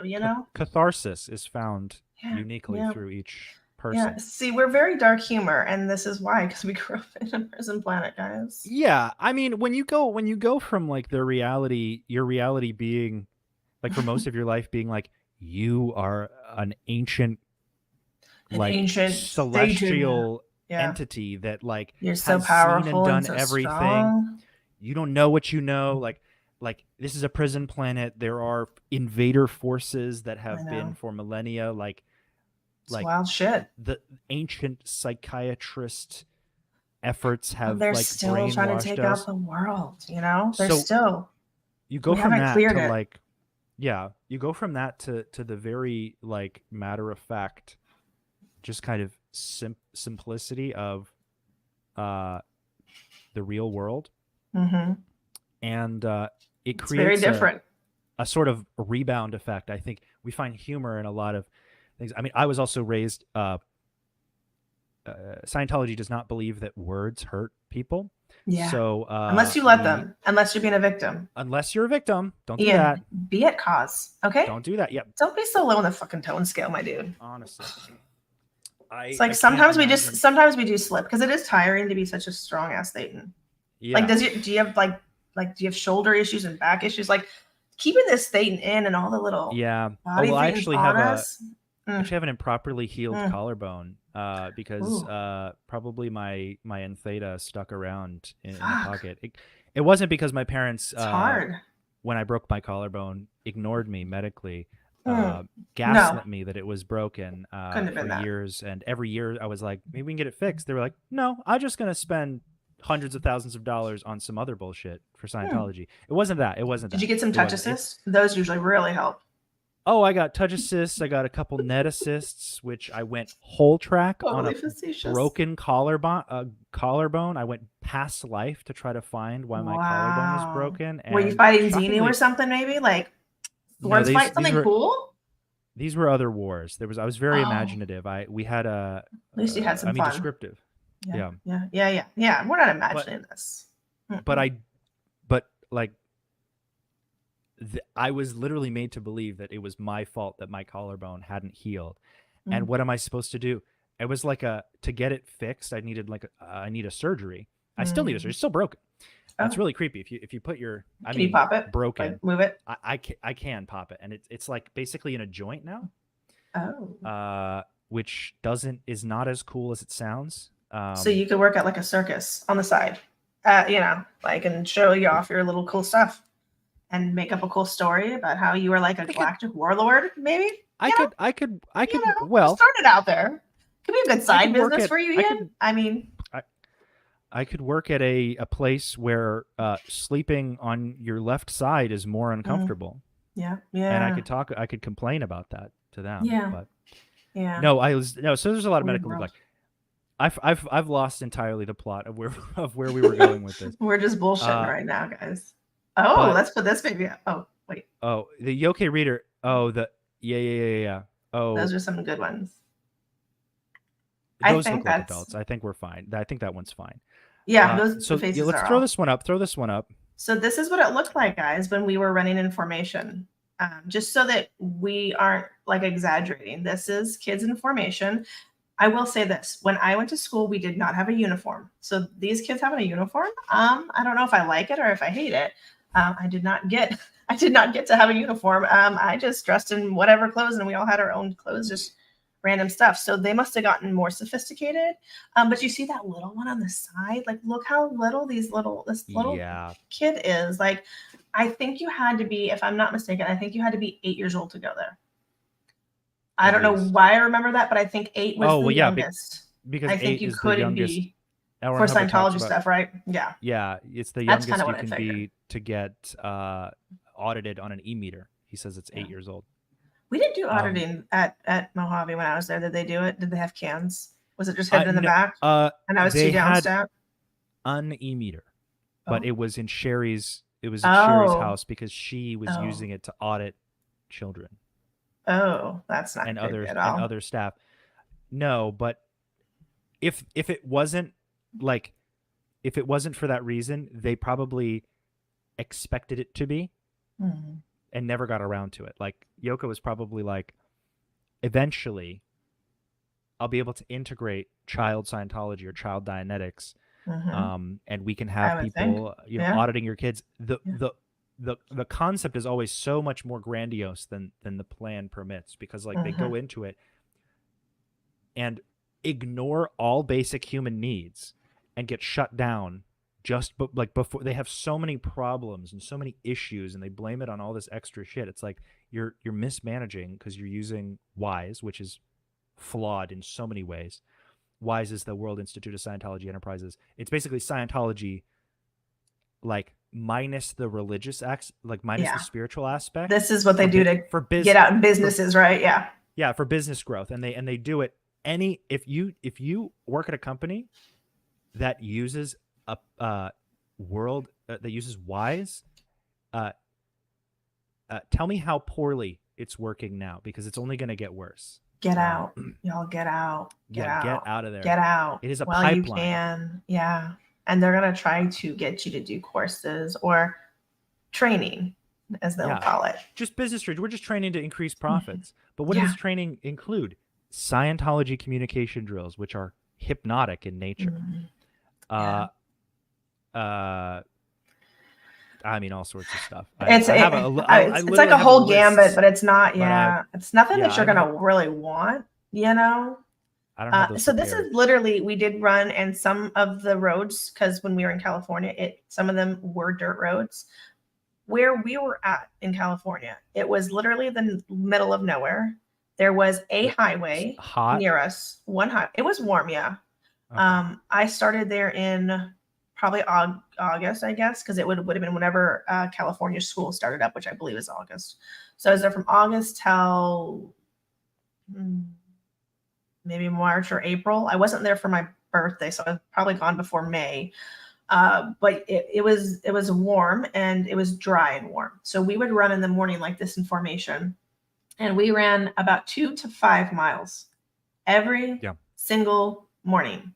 The only exception to this was on the 4 days that we had off. We did not have to do our exercise. So meaning on the 4 days that we had off, you could stay at the school, because some kids did not have parents to go home to. Okay. Some kids' parents lived out of country, out of state, or were in the Sea Org or busy doing whatever. So their kids stayed in their dorms, and there was a teacher or a few teachers, depending on how many kids would be there. So if the teachers didn't have to be there, then maybe 1 or 2 would stay at the campus for the 4 days, right? Because I didn't want to keep people that didn't have to be there, because a lot of the teachers also, teachers loosely, not that they're educated or educators, but they would go on the bus back home if they had family in the LA area. And this was a really big deal for us, because on the 4 days off, I don't know how strict your rules were, but our rules were something like this. There was no phone access. So if I wanted to call, I could not. The phone was literally in the ethics office, which I believe, I think she was the ethics officer with Sherry. It was in her office, which was also, she was either in there or it was locked if she wasn't in there. You could not just go in and call, period, point blank. No, There were no phones out in the open, none at all. There was nothing that we could do to communicate with the outside world. This is before cell phones were really, that big of a thing. I did think about writing letters, because I was really big on that when I was a kid. I used to write to like family members and stuff, because I was just a strange little kid. But they would have read them all before they went out. Right. So I did not do that route. It wouldn't have helped me. If you did, they would read them. Yeah, they can't have any kind of negative information. Trouble. Leaving. Exactly. And stuff that came in, they opened and read before you got it. If you got anything from like your parents or anything, they would read it before you got it. So is this like the guy? Kids.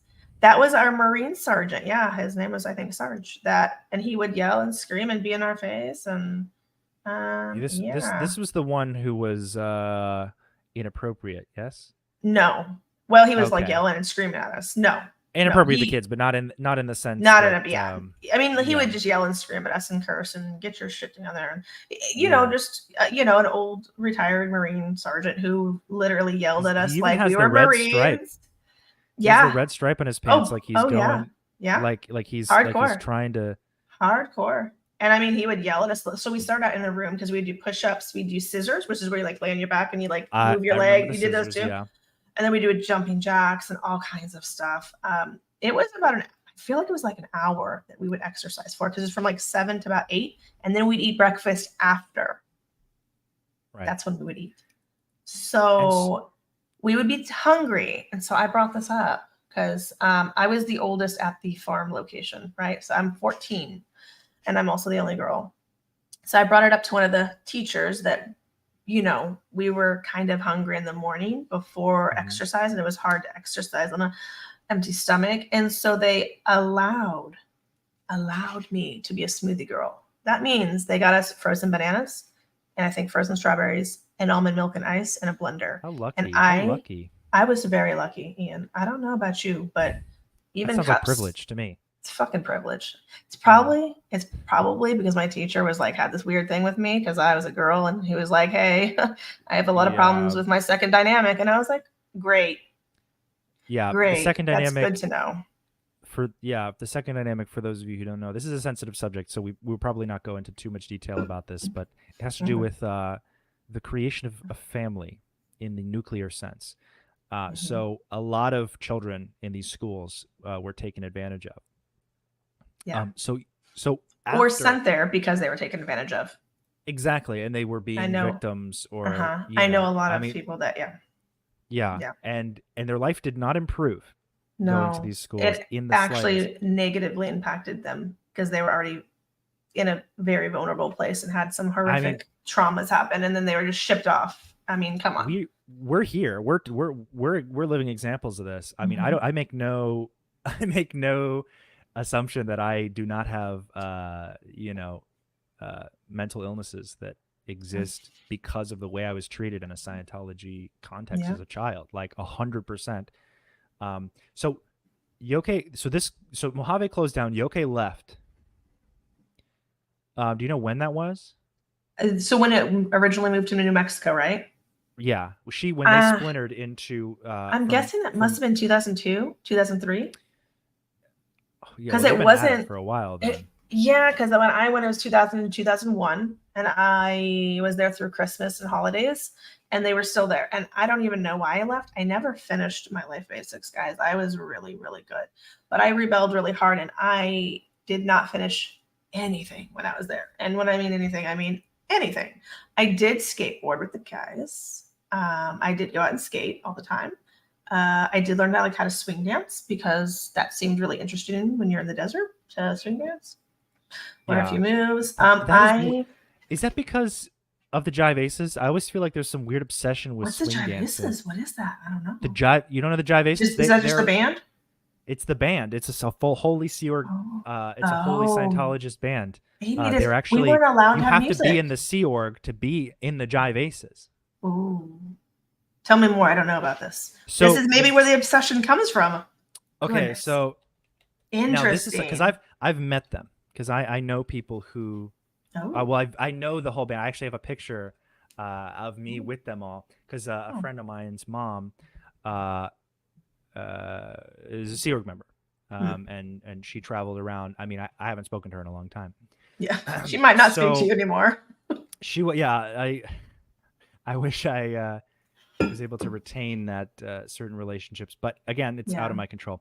Yeah. So I'm just going to show you an image. Oh God, I can't just open an image, can I? Open image in new tab. Here we go. I'm just gonna. So they were even on Britain's Got Talent. Ooh. So they actually doing big things. Okay. They tried really hard. So here, if you want to put that up, this is just a picture I grabbed. Oh. So they wear all yellow and they just do swing music. That's all they do. They do covers of popular songs. All of them are Sea Org members. Wild. How do they have the time? Because this is all they are tasked to do. This is their Sea Org job. So they're lucky. They're lucky. Yeah, they are literally in the wild. They're out in public.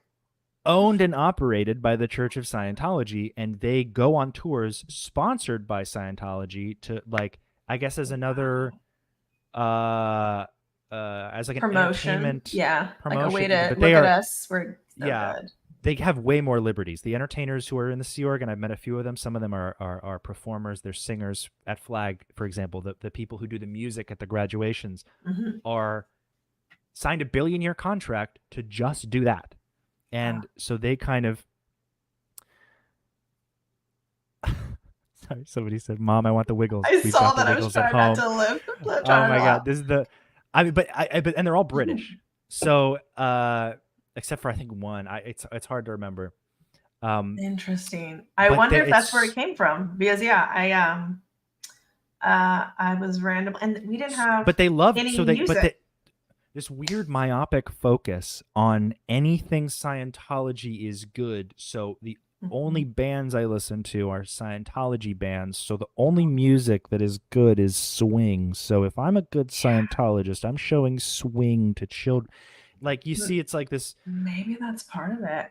Now cycle of it was me and another student, like a male student who was really cool, who we were practicing. Now I was just bored and I refused to do a lot of the work. Now again, I was in trouble all the time because at the farm, I'm the only girl. So this is my predicament.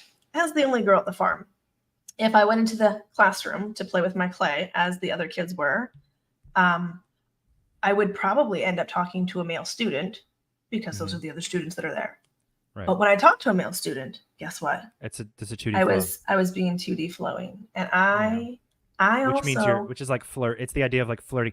It's the idea that you are projecting. I'm putting it out there. Energy. My energy was sexual Romantic in nature. Yeah, exactly. As a 14-year-old, dropped off in the middle of nowhere. And also, guys, spoiler alert, I had developed things on my chest.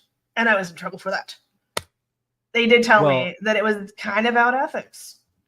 Who knew? Mean, they exist. Who knew? If they exist, I mean, somebody out there is gonna. I mean, I think that, and when that happens, I notice in media I've seen where, especially in like religions like Christian upbringings, like it's usually brought to the attention of like an ethics person, like an or elder, a handler, elder, whoever's because someone else is distracted by it, because someone else, or like another adult, or who else is like, the students. This is a problem for me. But like,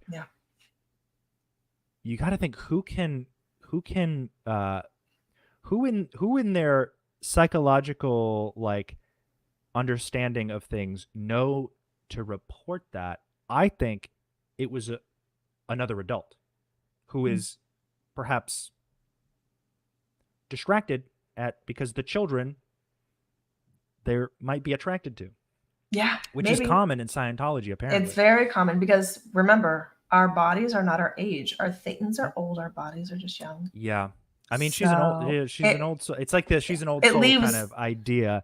Yeah. But it leaves a lot of gray area for inappropriate behaviors to take place. So I was always in trouble, essentially, because I was in trouble for interacting with the boys, because then I was flirting. And they were never in trouble for sexually harassing me, though. So it was always very interesting how that worked, only for me. And that's very common in Scientology culture, just everywhere, because we had to do TRs and bull baiting, which was really exciting for me, being the only girl. Because guess what? Every single boy wanted to do the TRs and pretend to grope me. And you know what my teacher said? Good job. You got a reaction out of her. And so I would always tell the boys, listen, if you touch me, I will beat the living shit out of you. And I literally did have to threaten their lives. And it was pretty regular.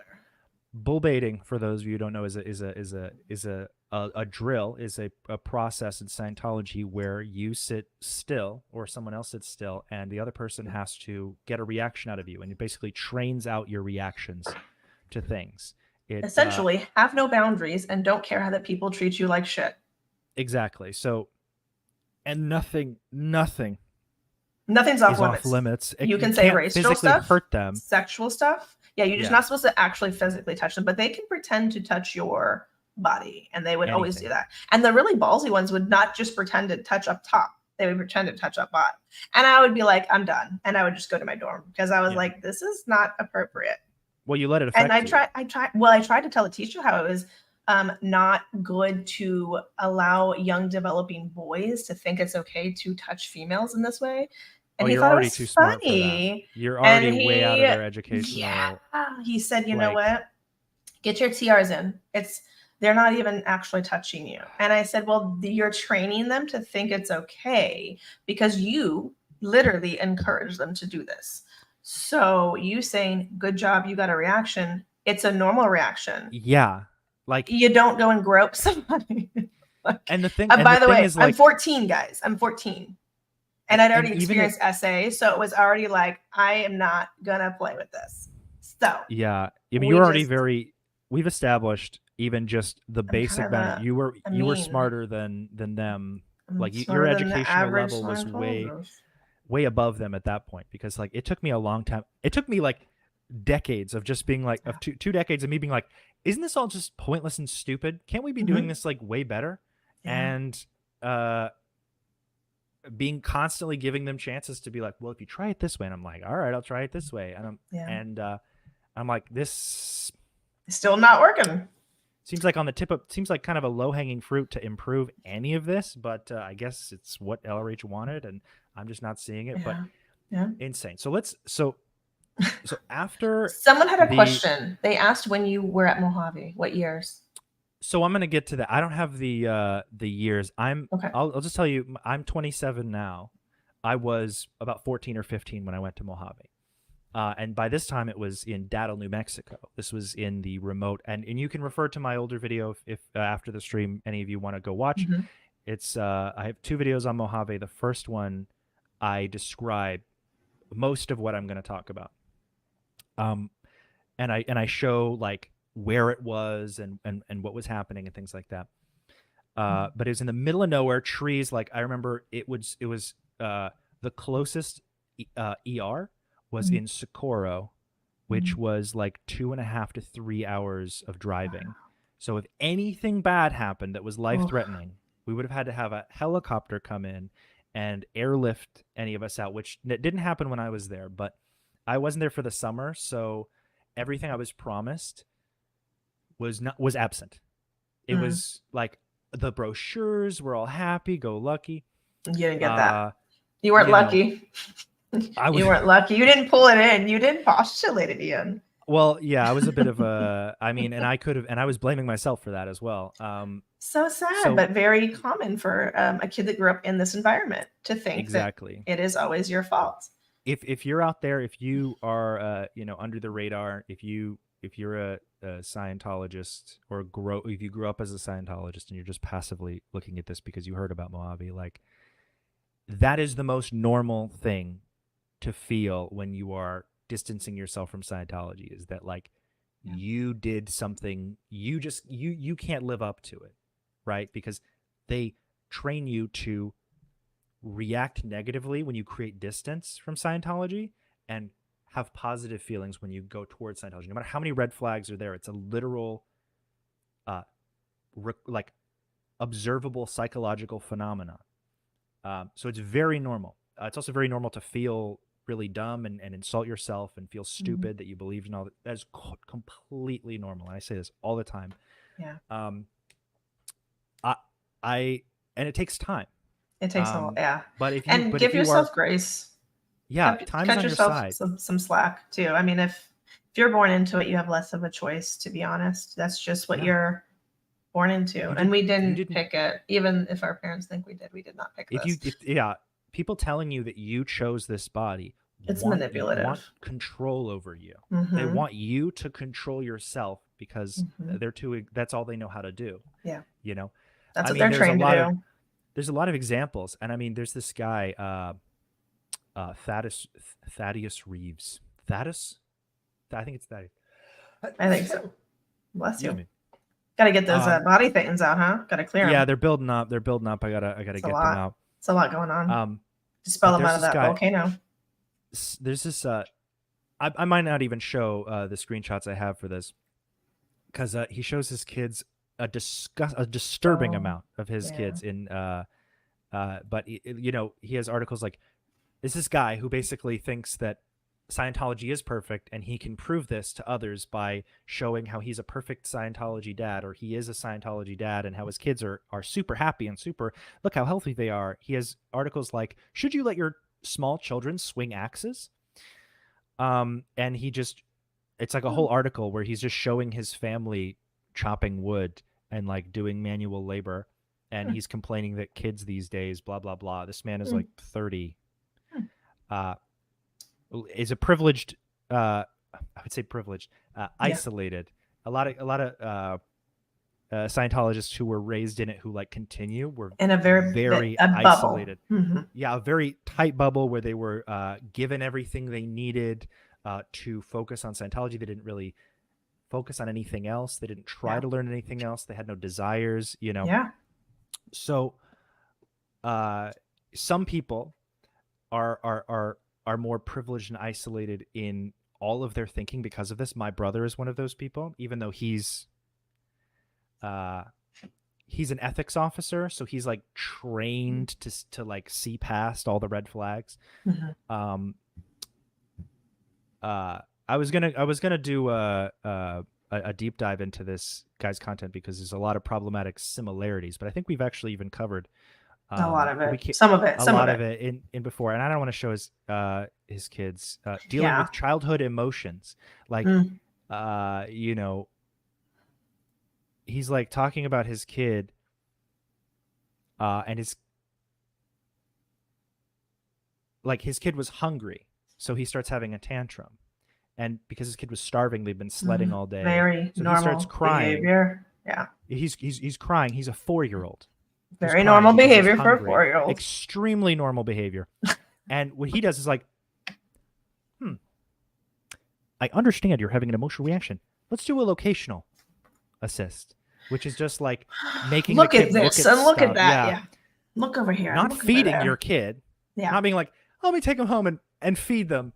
Yeah. Which is also, it's like almost like pseudo correct because also being well fed and well rested, isn't that like a sessionability thing? Isn't that like a tech thing? Yeah. I do want to show this other thing that you put in there to illustrate this point before I get too deep into Mojave. So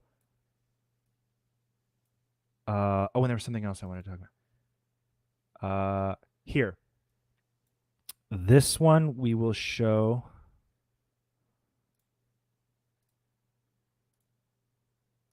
This one was a great one. I'm glad you added this one. All right. I'm putting it on now. So these are L. Ron Hubbard quotes.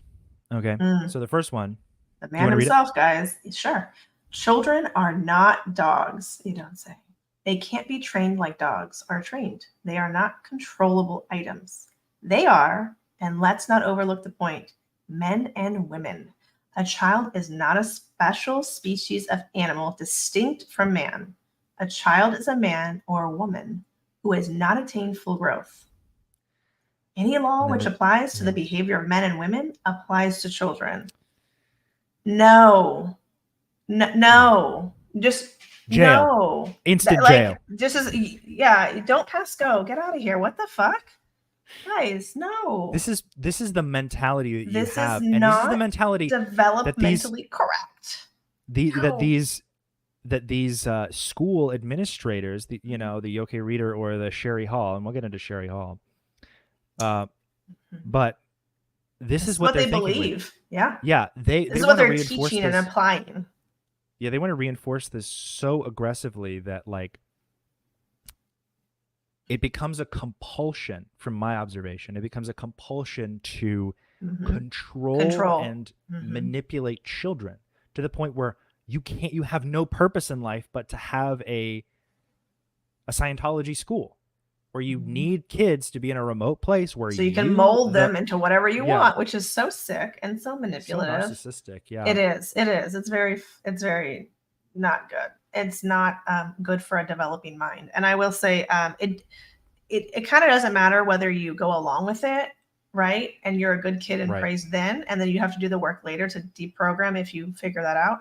Or if you were a bad student like me, if you're a little out ethics kid like me and you rebelled against it the whole time, and then you were just in trouble the whole time. And I mean, I'm going to show something. I'll show something. Oh, put that one up. That's a field. Oh, which one?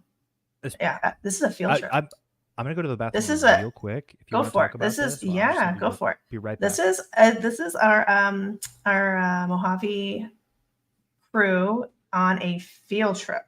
I am the only one that's not blurred out. I blurred everybody else's faces out for their privacy. We were all kids that were sent to this dumpster fire of a school. So yeah, this is us. And we were, I think we had to drive about 30 to 45 minutes to get to wherever we were. And it was an outside walking around something that was supposed to be semi-educational.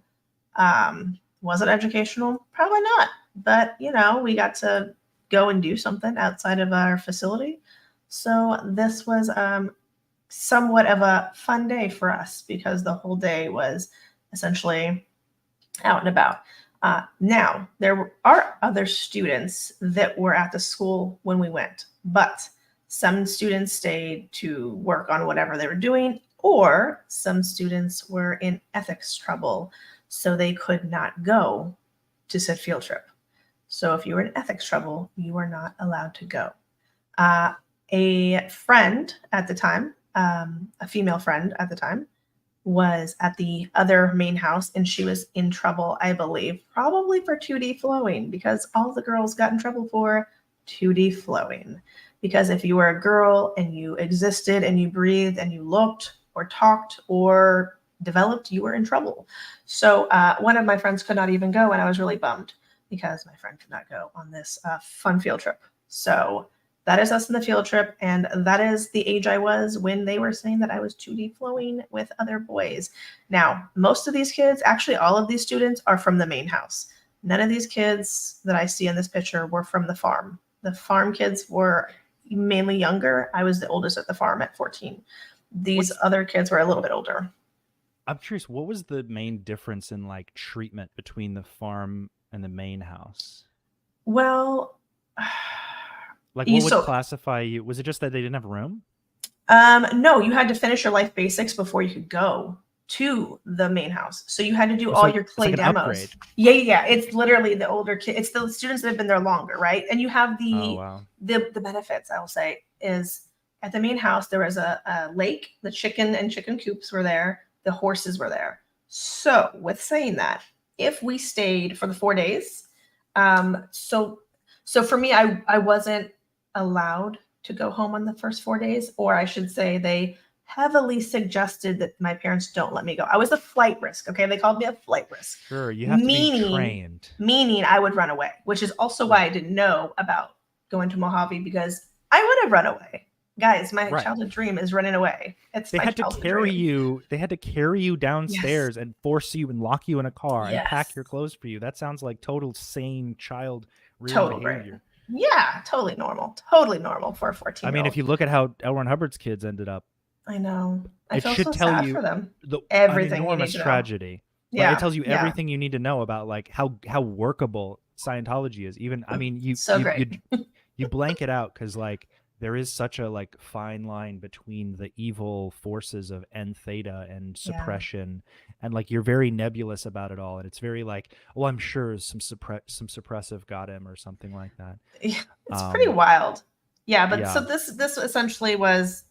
So the main house had the cool stuff that you probably saw in the brochure: chicken coop, the nicer facilities, and it had the horses and the horse stables. And I think we went on the horses maybe once when I was there, and I was there for about 8 months, maybe once. But we did have to shovel up their hay and potty. Like if we stayed there over the 4 days, you were made to also do the work, but you got to have sugar on the 4 days. Were you not allowed to have sugar when you were there? They were strict rules when I was there. There was a lot of dietary, There was no TV. There was no TV, no radio, no outside influence. Now, I mean that like hardcore, but our teacher was kind of cool in the sense that sometimes he put the radio on when we drove from our place for exercise to the other place. So we could sometimes get 5 to 6 minutes of a radio, but it was usually oldies. Totally cool with me. I like oldies, but. So if I'm seeing this correctly, there's an intermediary, more difficult step of living on this farm and doing a lot of manual labor and breaking you down and depriving you and manufactured luxury of I took everything away, but hey, I'm cool. I'll give you a little taste of TV. Yeah. No TV. Radio, but no TV. There was no TV. TV was radio. Like the antichrist for them. I don't know why. So you lived on the cutting edge of luxury. Listening to a radio. In my double wide, baby. In my trailer by myself that I had to clean by myself. But it was just me. I got in trouble for wearing deodorant. I got in trouble for having hair stuff that had scents, smells, perfume. I was re-stimulating all the boys. You know, I'm so out 2D, obviously. That's so funny. It reminds me when I was training. This is just a small tangent. When I was training at Flag, much later, you have to buy your own laundry detergent. So I bought laundry detergent that I thought was unscented, and it wasn't. And so when they found out about that, they go through your stuff when you're not there. They like look through your room and they like go Yeah. through all There's of no your drawers privacy. and everything. Zero privacy, No privacy. especially at the trainee motels. They go through all my stuff and they just threw it all out before I even had a chance. They were just like, oh, it smelled, so we threw it out. And I was like, that was like $30 I'm never getting back, I guess. And They're how like, much were you even getting paid at that time? I from my org, not much, but I wasn't out spending money on anything. Like, so Laundry there detergent was is pricey. It's one of the I mean, pricier things. it was just you money clean that with. I feel like was stolen. Like there was no reimbursement. There was no, No. well, can you go return this and get No. something else? It was just, they just threw it out and said, Yeah. well, fuck you. Yeah. Fuck you and your laundry detergent, Ian. Yeah. I mean, it was my fault. I didn't pulled have it in. access to a good store that had the laundry detergent. Why? Why would you? I want to show the segue. Because the segue is Yoki Reader is not done. Someone's asking a question really quick. You can keep talking or looking for the picture. Someone asked, is the creepy lady in the beginning the same creepy lady that old lady in Laura's film? I don't believe so, unless she was at Laura's too. I don't think so. I think it was different staff that was over at I believe it's the Pack Ranch, and that was also horrible environment for kids. Is this from the documentary? I believe so. And I didn't Okay, watch it. I did not watch the documentary. I've not seen it. It's very long. I got through. I watched a good chunk of it. It is very long, and there's like so many parts. I mean, and there's really only so much like at that time that I could really take. You know, when initially diving back into this after years of just, you know, I have a pretty good memory, but at the same time, that doesn't really help. Trauma brain, yeah. Yeah, that doesn't really like help trauma brain or my empathy for others. So like I feel what they went through as they're talking about it. That's painful. It hits you like very tremendously when you yourself understand like the policies that these people are being scrutinized are being held to. Yeah. But there are a lot of creepy old ladies in Scientology. So I do not blame you for asking this question. I don't think it's the same person though. There are a lot. I haven't seen it. Yeah, there's and a lot of them shut down or move and slightly change their name. Very slightly. So here we have like Mojave or Mojave Academy versus Mojave Boarding School, or like and this is why it's hard for us to find any information on it now. And a lot of the websites are no longer available. Like they're just dead. Completely. They're dead. There's no link. Totally gone. The link goes to if you want to buy the domain name. So that's what we ran into a lot. Is that there's like not a lot of traces. You want this one up? Yeah. So this one is just an example of that. Not only is she this is the one still running. Schools, yeah. This is the one still running. An ethical child would be a child who could figure out the best way to get where he wants to go in life. Of course, he figures this out with the data that he has, and he takes the other dynamics into consideration. That's a lot of figuring it. Oh, so this is just a repeat of her. This is the first Oh, part. this is this is the title. Oh, yep. So this goes to that article. Okay. Yep. So this is her article, behavior. But this is her new school, is the New Horizons Academy of Texas. Yeah. Okay. So these people. So it's still up and running now to this day. To this day. Okay. So, anyone who wants like an easy, any good Texas lawyer who wants an easy W, find victims of this woman and of this school type, because this is not the first time she's done this. You have a very good case on your hands. Applied Scholastics has, I mean, they'll settle probably, but that's more justice than nothing. Yeah, exactly. I mean, because Scientology doesn't want to be seen as bad, but they don't stop doing bad things. Okay? Yeah. So Yoke's on her own narcissistic stuff, and they always have something to say. Sherry has a blog as well. I think the one thing that Sherry learned from here, let me put it down and I'll show you Sherry. Ugh, jump scare warning. I went the There's a wrong. lot Oh, of pictures. you can barely even see her in this, but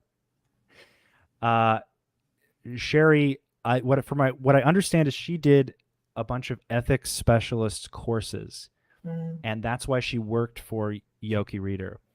And then so she had this authority. When you do ethics courses, like specialist courses in Scientology, you are seen as You're an expert or a senior. Expert. Yeah. Like it's like, speaking from LRH himself. So she used that as a justification to open her own schools. And I honestly don't even know if this is the best picture. We have this. We got a lot of little pictures and snippets, guys. We'll do this one. Okay. So you can Ready? throw that one up. Yeah. So it's this woman right here. It's not the Crypt And Keeper. she's getting an award for Mojave Academy. If you can see, it says Mojave Academy on the whatever award she's getting from Applied Scholastics. Yeah, so this is in Applied Scholastics International Post from 2012. Now, this is a while ago. This is actually around the time that I was, if I'm remembering correctly. But she had very strict rules. She also looked at children as adult property. I mean, in the sense that we should be treated like adults, but given like some freedoms. I think she was just so busy with other stuff that she neglected us as a consequence of like taking on too much. But we were very neglected at in the New Mexico New Mexico one. Yeah. And so she is also pretty insane because oh my God. I got in loads of trouble. She was she was the I feel like she was the ethics person when I was at Mojave at the ranch. And I was in trouble with her quite often. One time I was promiscuous. Did you know this, Ian? You could be promiscuous from talking. Could never be. Hold your shit. I was promiscuous before I was even active. It was a really fun little take. And I was like, no, I'm not. And she didn't expect me to clap back at her. And I said, no, I'm not. And I got really pissed. And I said, look up the definition. And I made her open her fucking dictionary and I made her look up the definition. I was pissed. I was pissed. I was so mad because Scientology over-sexualizes girls so much. I'd already been essayed as a young kid, and then I already had the trauma from that, and I'd already been blamed for that because obviously I wanted that. Who doesn't? Well, because obviously everything you do is everything that happens to you is your fault. It is always your fault, right? And so I had a lot of anger. It was a little bit 2.0 in that tone scale. And I did make her look it up, and she actually had to read the definition to me. And I said, in what way am I having multiple partners? Answer me that. And she said, well, you're talking to a lot of the boys. And I said, talking is not having sex. And I literally did yell at her. I literally was really, really livid. Okay, so you're the only girl there. The only girl in that campus. And you interacted with other kids as the only girl. There's some trouble for that. And somehow, naturally, because you spoke to other boys, because you were the only girl. Her word was promiscuous, obviously. And if you just put 2 and 2 and it's 12, obviously. Yeah, carry the 4. I mean, I was out there. Yeah, no, that checks out. Yeah. Yeah, totally checks out. And so it was really fun because I made her read the definition. She was trying to water down kind of definition. I think she didn't quite know what to do with me because I talked shit real well. I was very fluent in that public school coming out. It's that public school, it's the psychs, it's the psych in me. The public school came out and I was like, that is not what's happening here. And she didn't really want to back down. So I said, you're wrong. And don't say that to me ever again. Yeah. And then I did not come out of my dorm for a little while. So yeah, you want to let her cool off. Well, it wasn't her. Manic. I was pissed, but I also think she was really hardcore, and most of the kids probably caved because they were scared. If you send a kid away from their family and parents and anything that they know in the middle of nowhere, and you have someone telling them they're wrong, a lot of kids are going to say, oh, okay, I guess I'm wrong. So when someone is like, no, that's not, It's not really what's happening. I don't think they knew what to do with me because on one hand, I was there as probably a trouble particle. Let's be honest. I was probably there. Where were your parents on the bridge or training wise? Nowhere? An OTA. Oh. Yeah. So he should have had the tools to handle that, right? But he didn't know what to do. I will say bad OTA. I was a handful. As a kid, I am really rambunctious. I think Scientology probably made that worse, to be honest. Sure. My mom was a very definitely believed in Scientology, but she was very happy to be a mom. So I got really lucky in that aspect because she wanted to be a mom and did not want to offload us onto other places. So I think I kind of got in a weird Scientology spoiled by living at home with a parent that let me be myself. So in a weird way, I got this weird offshoot of really knowing who I am because I was put in shitty positions in the Scientology world. And so I became rebellious against Scientology. So when it would butt its head, I would butt my head right back. And I don't think most of the adults knew what to do because on one hand, they probably wanted to yell and scream. But on the other hand, if I run away, and I think they knew I was a flight risk, and I did think about running away, but it was in the middle of nowhere. So I would have had to like hitchhike. Like I really did think this plan out, Ian. This was a whole plan. It would have been, it would have been really great because I was the only girl in my dorm. So I could have easily snuck away, and I was running 5 miles a morning. So I could have walked to the highway. It was probably a mile or two away, if that. So I could have hitchhiked, but I didn't know where I'd end up after the hitchhiking. I'm like, there's not much out here. If I go back this way, I can hit Barstow, but there's not much in Barstow. And LA is like 2 hours. And maybe if I sneak back home, I can, sneak on the roof and jump back in my room and run away to my grandparents' house, like a whole nutty world. It's never going to work. But it's funny that I always was under the impression that anything bad I did would eventually come up in session. Oh, see, I never because they would force me. My parents would force me to go to the DC org and get a sec check and do a confessional when they wanted information out of me or they wanted me to get in line or I would be. I was. That's a whole nother long thing. I mean, I've expressed this several times. I was trafficked for labor in the sense that like to make up for wrongs done at home your ethics or handlings. Yeah, you had to make it right. I had to go to the org and help them, or I had to, do filing at my dad's office, which is weird that he trafficked me for labor at his own office. But I'm not sure what the statute of limitations are for that, especially because he doesn't have an office like he used to anymore. That's a good question. But there is like I can definitely see this like neurotic back and forth on like how like what do we do with these kids? Yeah. I wanted to make a point that like both of Sherry and Yoke both have blogs and they're both psychotic. If you want to put this one up, this is a really big one. I'm not gonna make anyone read this whole thing. We're not gonna read this whole thing, but if you want to pause it and read through it, you're more than able to. I think I'm going to because I want people, not maybe the whole thing, but I do want people to understand how Scientology views kids and how kids need to exchange and contribute to their family and their second dynamic being their family, because this is really heavily pushed. I'm gonna do this. When I was at Mojave, it was definitely pushed. Go ahead. Yeah, this from the top to this middle section really. It's pretty good. So it's an important subject regarding children, and this is she's quoting L. Ron Hubbard, but this is written at the bottom as you can see by Sherry Hall.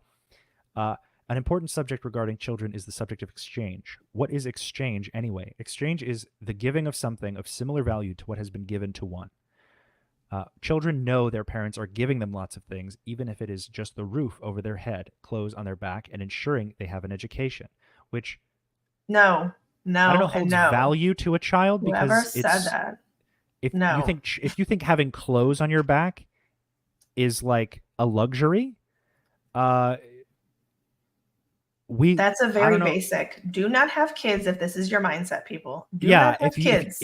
Do not. I'm sorry, don't even have a dog. Don't even have an animal. Like, have a fucking rock. You gotta have your accidents happen, but you gotta have your stuff together. There are so many options with children. If you don't want kids, you don't have to have kids. If you aren't prepared to take care of a child by what is minimum required by the bare state, minimum, by the law, then don't have a child, because this is no exception. I mean, this is no alternative. No. However, most children do not know how to exchange back, or have tried and have not felt successful.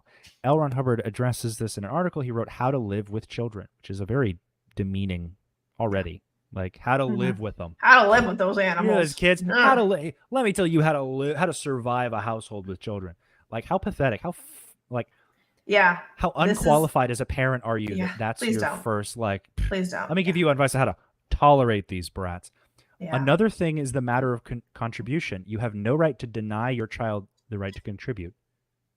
Nothing on the face crazy, but a human being feels able and competent only so long as he is permitted to contribute as much or as more as than has been contributed to him. A baby contributes back by trying to make you smile. The baby will show off a little older. Oh, the baby will show off a little older. He will dance for you, bring you sticks, and try to repeat your work motions to help you. If you don't accept those smiles, those dances, those sticks, because you hate the brat, like this damn particle, those work motion, those work motions in the spirit they are given, you have begun to interrupt the child's contribution. Now he will start to get anxious. He will do unthinking and strange things to your possessions in an effort to make them better for you. You scold him. That finishes him. So where it sounds, what a brilliant piece of signed and dated. So what's funny is he's saying, ignoring your kid is wrong, but making them contribute is forcing them to see how they can exchange with you as a parent. Okay. So demanding your children do physical labor for, like, to the Scientology parent, clothes, food, water, a safe environment, a school, any environment. Fuck the safe. Any environment. Yeah, exactly. I'll say safe very vaguely, but very vaguely, because Mojave wasn't really safe. No, these are all luxuries. These are all over and above what you are expected to give a child in this weird, diluted sense of self-righteousness, self-importance. So to get your kids, your kids owe you this tremendous amount in your heads. And I know non-Scientologists who do think like this, but they're obviously very self-involved people who shouldn't have had kids in the first place. Right. Your kids are not a trophy. Your kids are not a trophy. Your children do not owe you anything. Existing. They do not. You brought them into this world. You made them. You willingly made them or kept them if it was whatever. Exactly. Be a decent person. Don't ruin them. Anticipate the needs of a newborn child and the safety that they need to develop their brain properly up to a certain age. And this is pervasive through everything. Like, you can't just stop. Oh, well, she's 13. She can, speak coherently. So that must mean she's an adult. No. Because that is not how human beings work. That's how Scientology works. Exactly, which is why I've seen young teenagers join the Sea Org and then instantly get married to old men. That's so sad. And so it's disgusting. Yeah. It's disgusting. And I have to totally not appropriate. At then it was just right over my head, because I was like, this is not okay. I was gross, but I was like, it's her life. If she wants to, that's what she wants to do. That's really weird. But then on the hindsight of, like, learning, like, so much, she had no control over what she wanted. No. She had no wants. She had no anything. She wasn't even a person. She was, what can she give to her, whatever she was doing, her org or her place or her whoever's above her. She was a Flag. What can she do for She's Flag? A Flag Sea Org member. Which is very sad. Which another Flag Sea Org member had to write a CSW. I think she might have been 15. This 15-year-old girl, I want to ask her out.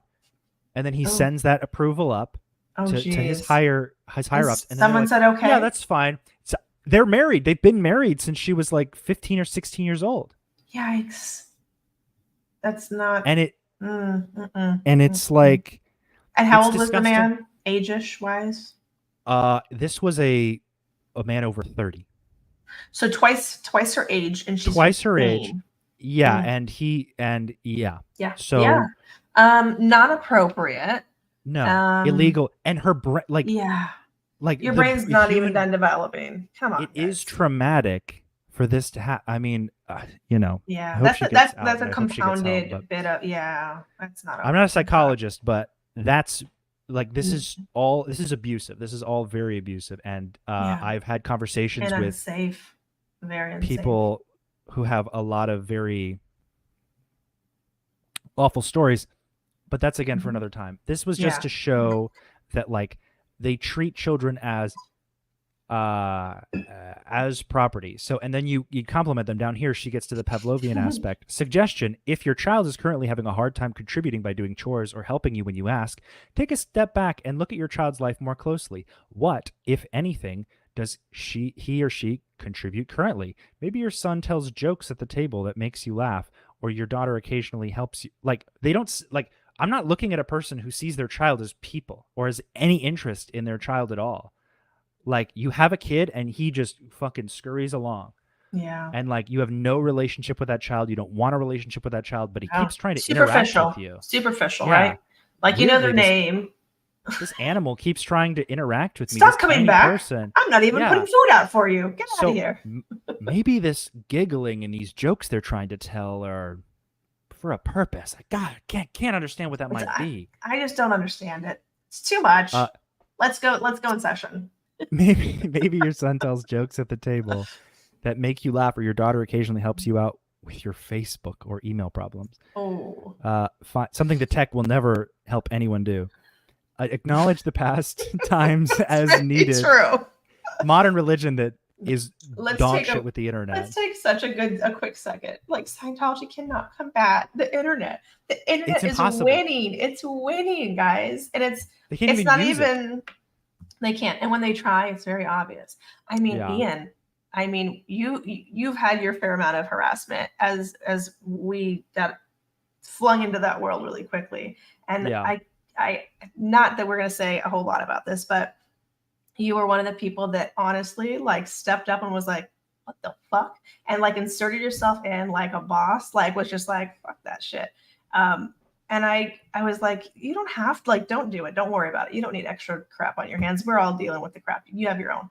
And it's amazing to me how many of us grew up with less than desirable circumstances being Scientology kids, right? That we picked this and all that nonsense.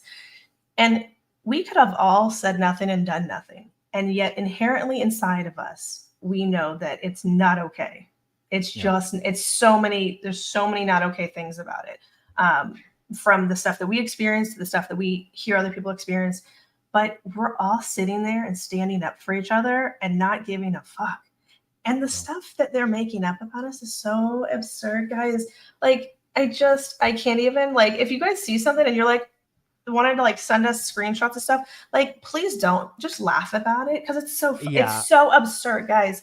It's not hard to see. Like, no harassment. Start YouTube. Start speaking out. Start sharing stuff that happened to you. Harassment. Come on, Scientology. Like, can you be a little more creative with your tactics? Yeah. Get it together. It's not even fun. Like, have it be a cat and mouse game. That means that we both can play, not just us laughing. It's like, man, like, there needs to be like a middle ground, because like, the one thing I knew towards the end of my involvement in Scientology was, one, it's making me feel worse to be in this group of people. Yeah. And two, from what I understand from having access to the internet or craving access to more information that I was restricted from, so I was always sneaking around and trying to get more information. So about ethics. Trying to get educated. Listen, I mean, there were many things online my young we're all self was interested DBs in our own way. But there are many reasons a young boy would be on the internet as a kid. But I inadvertently gained access to this whole world, and the world is out there, and I learned certain things. I absorbed information, and I knew for certain that the world looked negatively towards Scientology as a majority. Mm-hmm. Now, in Scientology, you're trained to understand that this is because everything bad you hear about Scientology is made up on the spot because somebody paid somebody, some psych paid somebody to say, oh, Yeah. well, I know everything about Scientology and they messed me up. But like, Mm-hmm. you're supposed to believe this person never had any interaction. Mm-hmm. And then you grow up and you get just a taste by hearing somebody talk about their experience with Scientology. And by that point, I knew that if I said anything, I would lose everything. Most of the people that I had in my Scientology, I would lose. You knew so that. I had a decision. Mm-hmm. I knew it for Yeah. for certain. I do think a lot of us know that, and we live with that. Yeah. So I had two I had two options, and because I could either no longer be around by my own intervention, which is what I was leaning towards. Because many of us do. It's easier. It's easier. Exactly. It's an easier idea. Totally understand. I mean, not that we're encouraging that, but we've had that mindset, so we understand it. It's a common response. It's a neurological response to difficult situations. Exactly. I would encourage everyone to not give up on a hard day and stick around, because the biggest fuck you is thriving in life. I urge you. SPs are out here, guys. We're out here. Well, right. So and if you are going through that, I urge you to be excruciatingly curious about what might happen tomorrow. Because let me tell you, it's always just, I mean, for me, it was always like, yeah, but like, I'm not going to play this new game that I know is coming out that I definitely want to play. So I'll just wait until after that. And it was just pushing. Push the buck. Yeah. You don't it just want felt to like do it would this. alleviate all the issues that you're not able to fix because you're in a bind. You're in a double bind either way. Right? We're not gonna speculate on the specifics because they're nuanced for everybody, and there's reasons. This is not an unknown thing. Yeah. But I knew that I could either be silent for the rest of my life or do this, or I could say something. Because I knew that people don't like Scientology. I was learning Scientology is not creating good effects on the world. The Way to Happiness isn't helping anything. No. Psychiatry is still a booming business. What are we actually impacting year after year? And that event guy gets louder and louder and higher pitch, and he's like, and more money, donate, and do this course, and do this, and this redone thing. The one I hear, even I get emails for this still, is we're gearing up for unprecedented expansion. For how much longer? So I got to this point where I said, what the fuck? What could they do to me that's worse than killing me? It's true. And so here I am. And you know what they can do? Jack fucking all. Nothing. There is nothing. The worst thing that they can do to you is physically harm you, which they don't want to legally get involved in all that. So, I haven't heard an insult that's worse than like shit my mom or dad used to say to me when I was a kid. Which is great because we actually do message about the jokes. We sit here and we joke and degrade with each other in messages. When we hear this stuff, we're like, hey, guess what? What's the new stuff? Oh, this is the shit that's coming. It's really fun. A party. It is a party.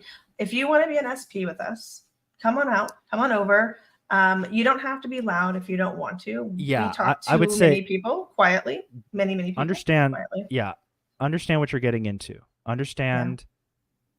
Because it's not an easy situation still for other people. People have families that they want to stay connected to. This isn't like a. It's not a one size fits all. Your love and your whatever you love, whatever you hold dear, will it be used against you? Yeah, just if guaranteed. you feel like you're in a prison of your story is never gonna, you feel like your story matters and it's never gonna come out. Think about that. Think about, do you think your story matters? And if you think it does, then it does. This is your life. That's even all if you don't understand. It matters. Even if you don't think it matters, like talk to somebody else. Maybe they'll tell you differently. Because we tend to invalidate ourselves growing up in the environment that we did. You don't have to be somebody else and reach out and see what they say. I mean, you know, even if you don't want to say it out loud, you know, If you don't want reach to be out on to whoever you like. you don't need a YouTube channel No. to talk to other No. ex-Scientologists No. and figure it out. But obviously, there's a very good support stay system. safe on the internet. Buy a VPN. You know, don't dox yourself. It's just very simple. Yeah. So all that aside, we're gonna get back to the topic of the video. We are. We just had to have a little mental health check and break just to talk about it because it's important for us. And Ian's been a really fucking badass by speaking out. I've watched your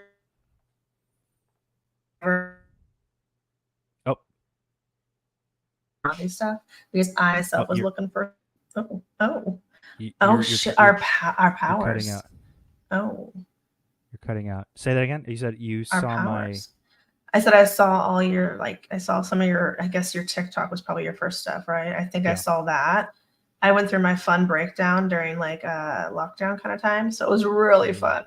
It's like panic attacks and love those. Political misheaval and like viruses that some people believe, some people don't believe. That my mom was sick and didn't want to get treated because Scientology, you don't do that. So the paranoia watching kind her of bubbles up. go down.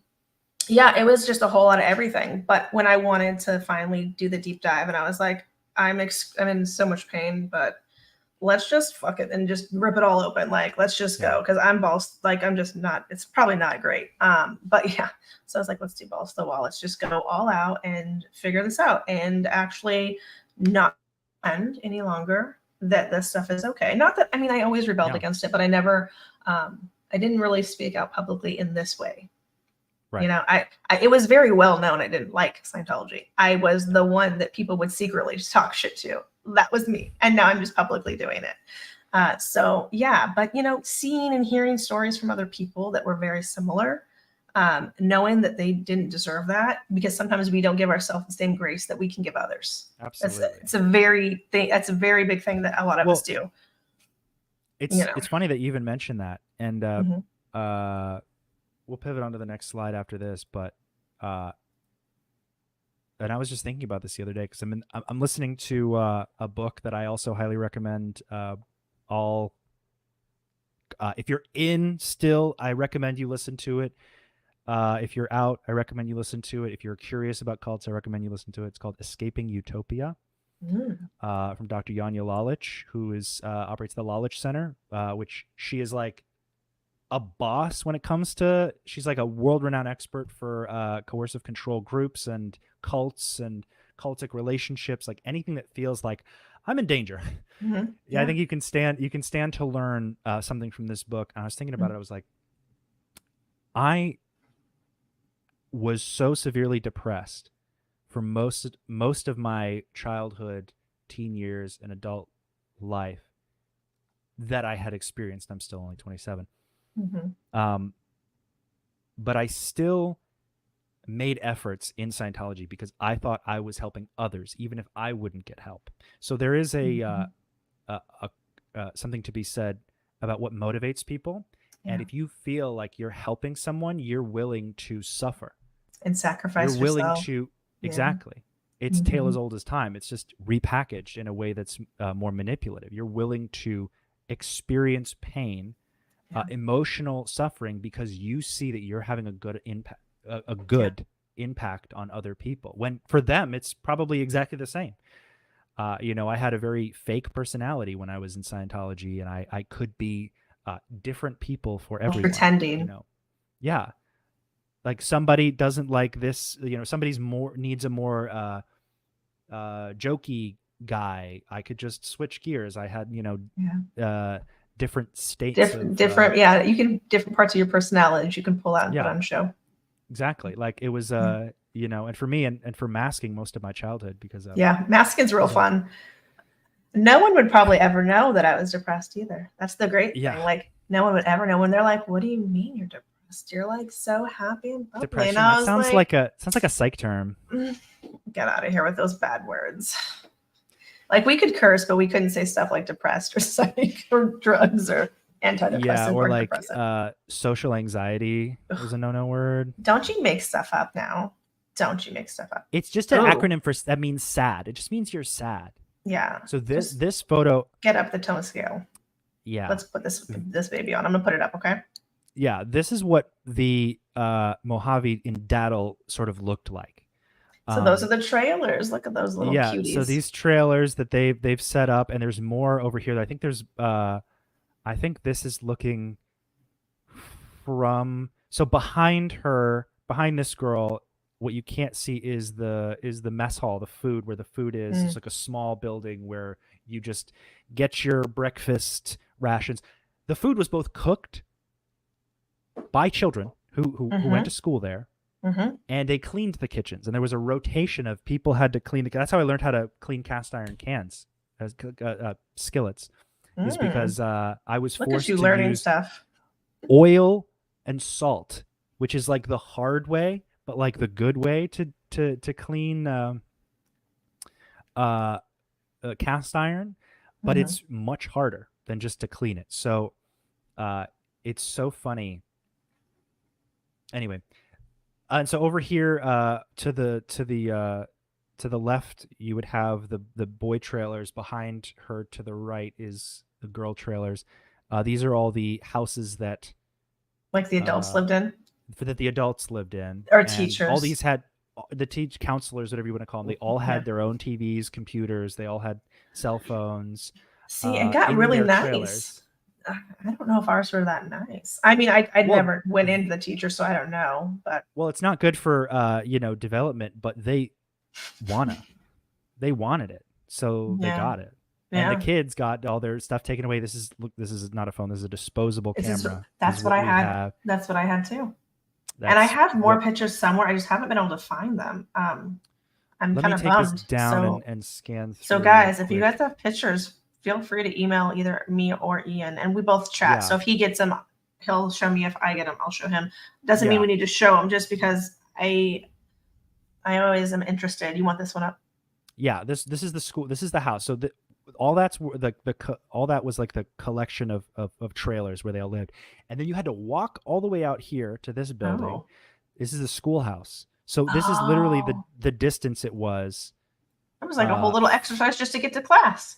Yeah, and back here is where we used to go and explore past the barbed wire fence. I actually have a pretty gnarly scar on my arm from being if you can see it from. Oh, wow. We were doing airsoft. Guns. Yeah. We had airsoft guns, and we were all in the mountains, and I was pressed up against a barbed wire fence because all my ammo popped out and like sprung out. Like, I mean, anyone who plays airsoft knows what I'm talking about. They went everywhere, and before I could pick anything up, I was hit. And then I'm walking down, I tripped and flew and tumbled and sprained my ankle. And they just told me to walk it off. Sounds about right. I mean, I shouldn't laugh, but like, to be honest, it's funny to me. It is kind of what we were kind of told too. It's like, oh, you're bleeding because you fell on a rock. Go clean it out and get over there. Like, we have stuff to do. You're allowed to laugh. Get on purpose. Get on purpose. You are in the right. And I'm gonna say it's so wild to me as a parent myself now. My kids are like the age I was when I went there, and it's really wild because they are a lot more sheltered than I was, purposely so. Pros and cons to that as well, guys. Trauma was like, no. Yeah, if you don't want your kids to wind up in a cult, educate them on like evidence-based like psychology, on like how people get manipulated into coercive control, and the difference between like a cultic transcendent belief system and like something lighter, like a lighter transcendent belief. Like, you can believe in God without being in a cult, but like there are genuine defining factors that create a cult. There are. And I think it's not even just religions, that many groups can be you can have a relationship even that's highly manipulative, abusive. I always found the correlation in that, and so I did a lot of reading on that. Plus, I mean, a lot of people that we know were so groomed to be taken advantage of that a lot of our people that we grew up with ended up at some point or are maybe in an unhealthy relationship, which is really, really sad for me to see that these people are, as adults thinking that it's so cute. And I'm like, it's not cute to be in an unhealthy unhappy relationship. But you know, free will. So It you is can't what it is. you can't do so much. There's only so much we can do, right? You can't we can be there. You can't impinge your own thoughts and feelings on somebody else's life, and which that's really the free will's a mother. That's always what I say, because my mom chose to just not do what she could have done to probably save herself. But you know, that's their extreme religious beliefs. Now that's what she said. That's literally her words. Ooh, this is a nice picture. I have this. Ooh.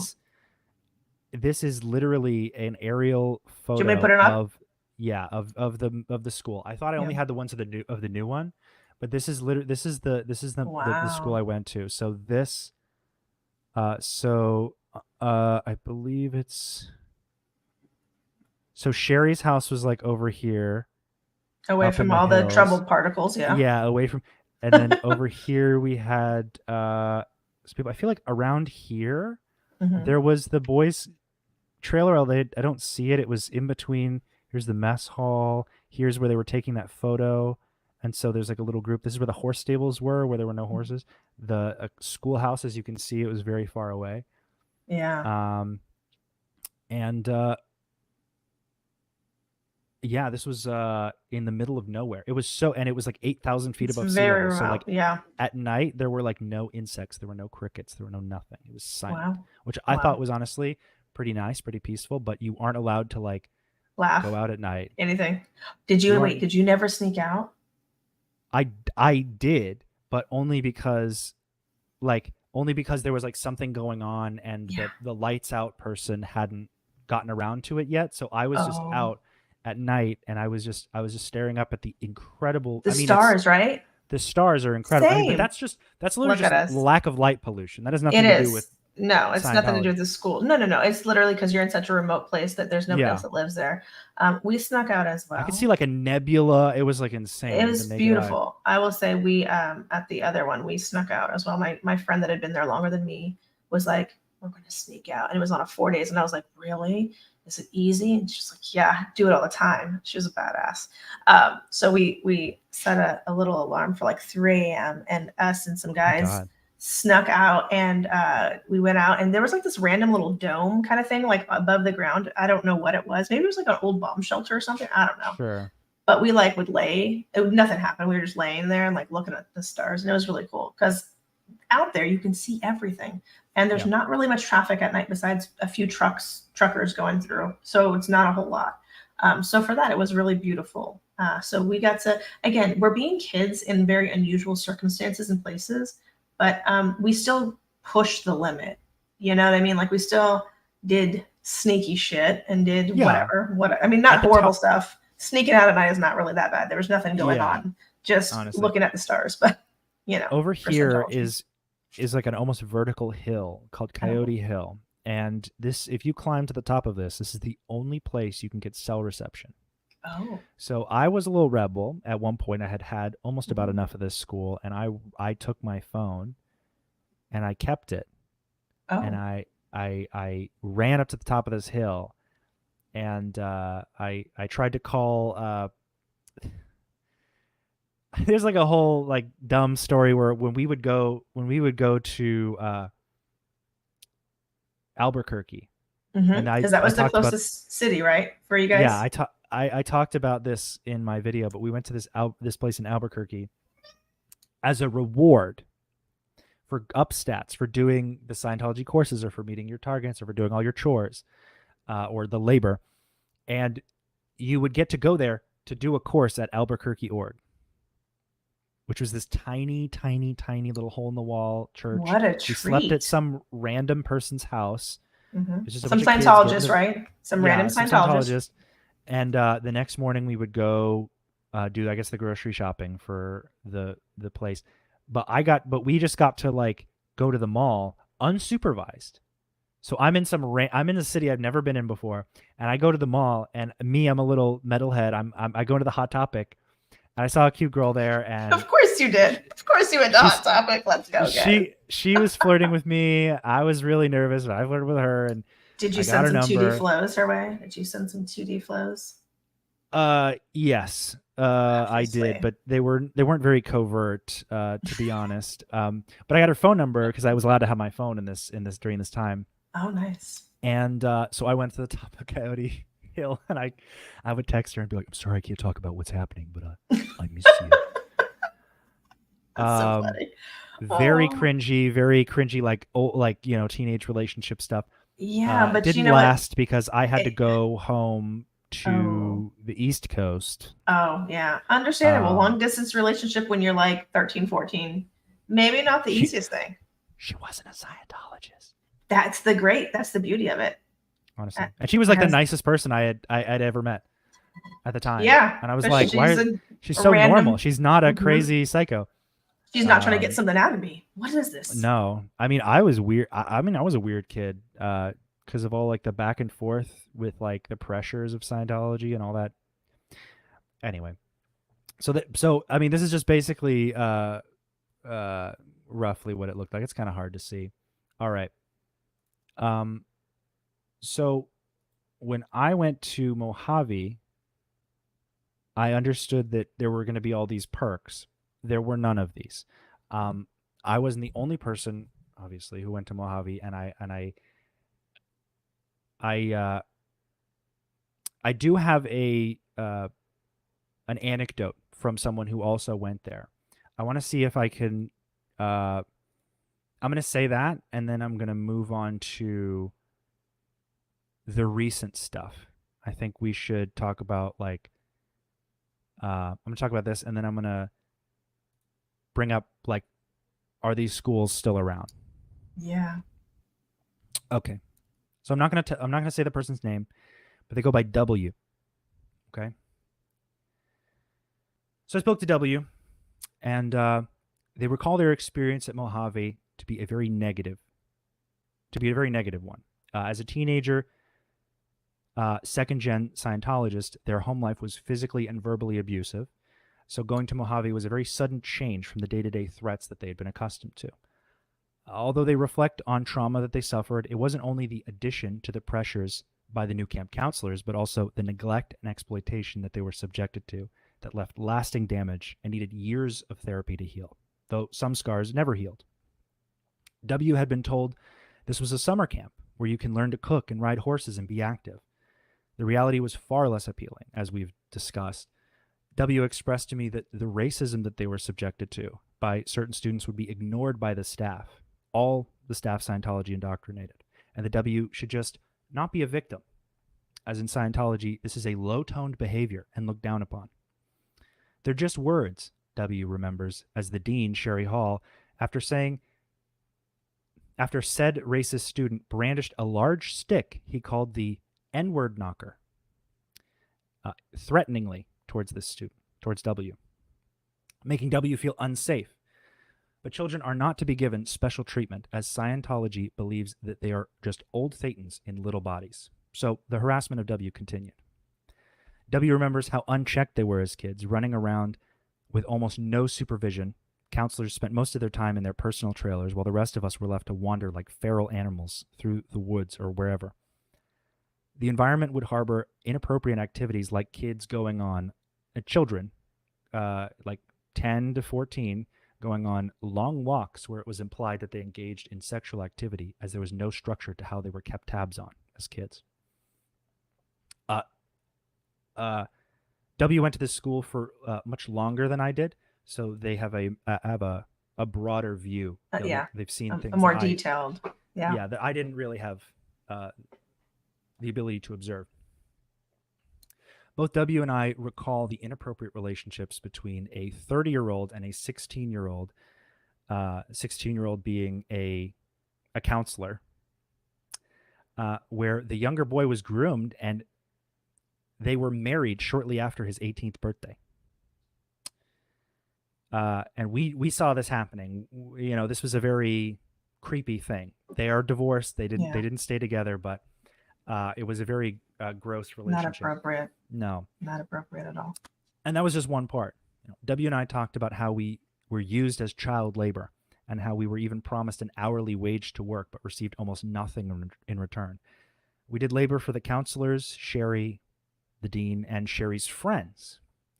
and this goes back to the video that I made where I talked about how I got in a van and with some other kids, and Sherry drove us to her friend's house, and we remodeled this guy's house for money. But when he didn't have money, he just gave us like unfinished wooden sculptures that he had in the back, or like I got an African rubber puller, which is like a giant looks like a giant Chinese finger trap, but like it's used to squeeze the rubber out of rubber tree fibers. Oh, must be very useful. It must be very useful. I don't know what the fuck I'm gonna do with it. He said it was very valuable. I called bullshit. I was like, he probably just lied to you and knew you wouldn't know Yeah. better. What a he didn't pay. what a He didn't turd. pay me. Cheapskates. Which is crazy. So we were literally trafficked for our labor at this school by Sherry Hall. Sherry Hall traffics children for their labor. And she was the because she sees director them- at that time, right? Yes. Of the school. Okay. Yes. Just making that. Yeah. Are we all tracking? We're tracking. Literally. If it sounds bad, you're on the right track here, guys. Exactly. So we were not only exploited for our labor, we were trafficked for labor as well. When W reflected on Mojave, they said that the way the school looked at food could inspire an eating disorder. The school was so remote that there was no easy access to grocery stores, so the rationing was wholly controlled by Sherry, who, I might add, was extremely skinny, almost emaciated. If you couldn't get up super early to eat, you couldn't. There were even bribes that took form through, if you could get up even earlier and do yoga with Sherry, you would get a smoothie. Sherry was a health nut, so there was nothing that we could eat that she couldn't. A smoothie was the most sugar we were allowed even then, and so we were all so exhausted. I remember myself and a handful of others would just sleep through it. Yeah. Sleep is a good and meal W- if you're not having any food. And W struggled with this, image issues. Like I mean, it was a very powerful conversation. I really respected W's bravery in recalling these very traumatic and painful thoughts, like disgusting things that I feel like We're a commonplace when we were in Mojave. that I can't even, that I wouldn't remotely pretend to say that I've experienced, things outside of my realm of understanding. Yeah. Especially like with racism, which is like an insane. Racism's bad, and especially when you subject a child to like unchecked, like, and the adults in charge don't abuses. care. Yeah. Yeah. And it's rampant. It doesn't matter if it's sexual abuse or racism or physical. Because I mean, I'm sure kids got in fights. I have heard stories. And my first fight ever happened at Mojave. Oh. I got a scar. Oh. Oh, is it, there's. Wait, did you start on my it, or shoulder. did someone just like? Because I mean, there was a lot of wildlings out there. It's a pretty big. It never Oh. healed, but it was like all across here. I got it on the edge of a broken fire extinguisher when I was in a fight with a kid. Did someone hit you with the fire extinguisher, or? It was on the wall. The place, Oh, okay, the hook okay. that holds it on was just kind of like dangling. Sounds about right. Who needs a fire yeah. extinguisher? And W is safe.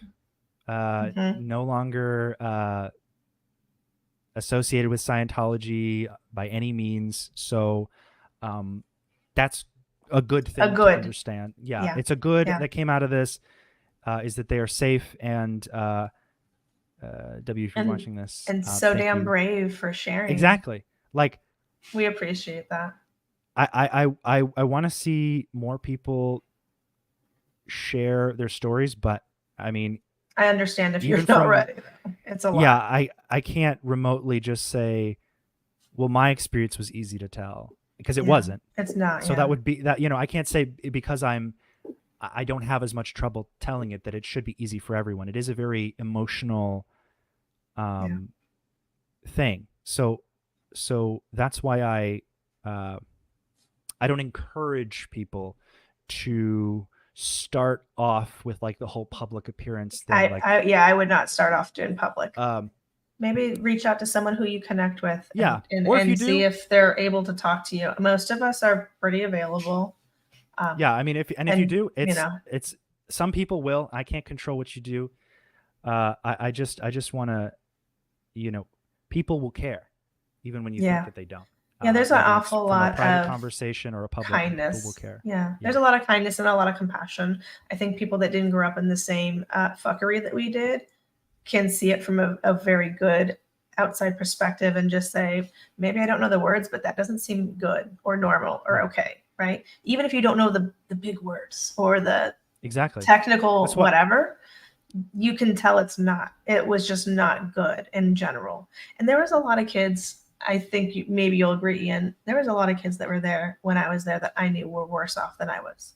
Yeah. When I started, I hated it, but I was 14 and I was mean, meaning they weren't going to do too much to me because I was meaner than they were. I would often offer to fight the boys, and I would anytime, any place. It wouldn't, like, to me, I knew that I had to be safe. So not everybody, it's a higher tone. Not everybody has that. Yeah, not everybody has that. And so there was a lot of boys. I mean, I had all boys there. One boy, his name was Evan. He started when he was, I think, either 8 or 9, and he was picked on pretty bad. And he was, crying. And the girls' camp, the girls' dorm, the trailer is on one side, the boys' trailer is on another side, and the school's in the middle. And he was like walking, because you could walk around the edge of the campus where we were.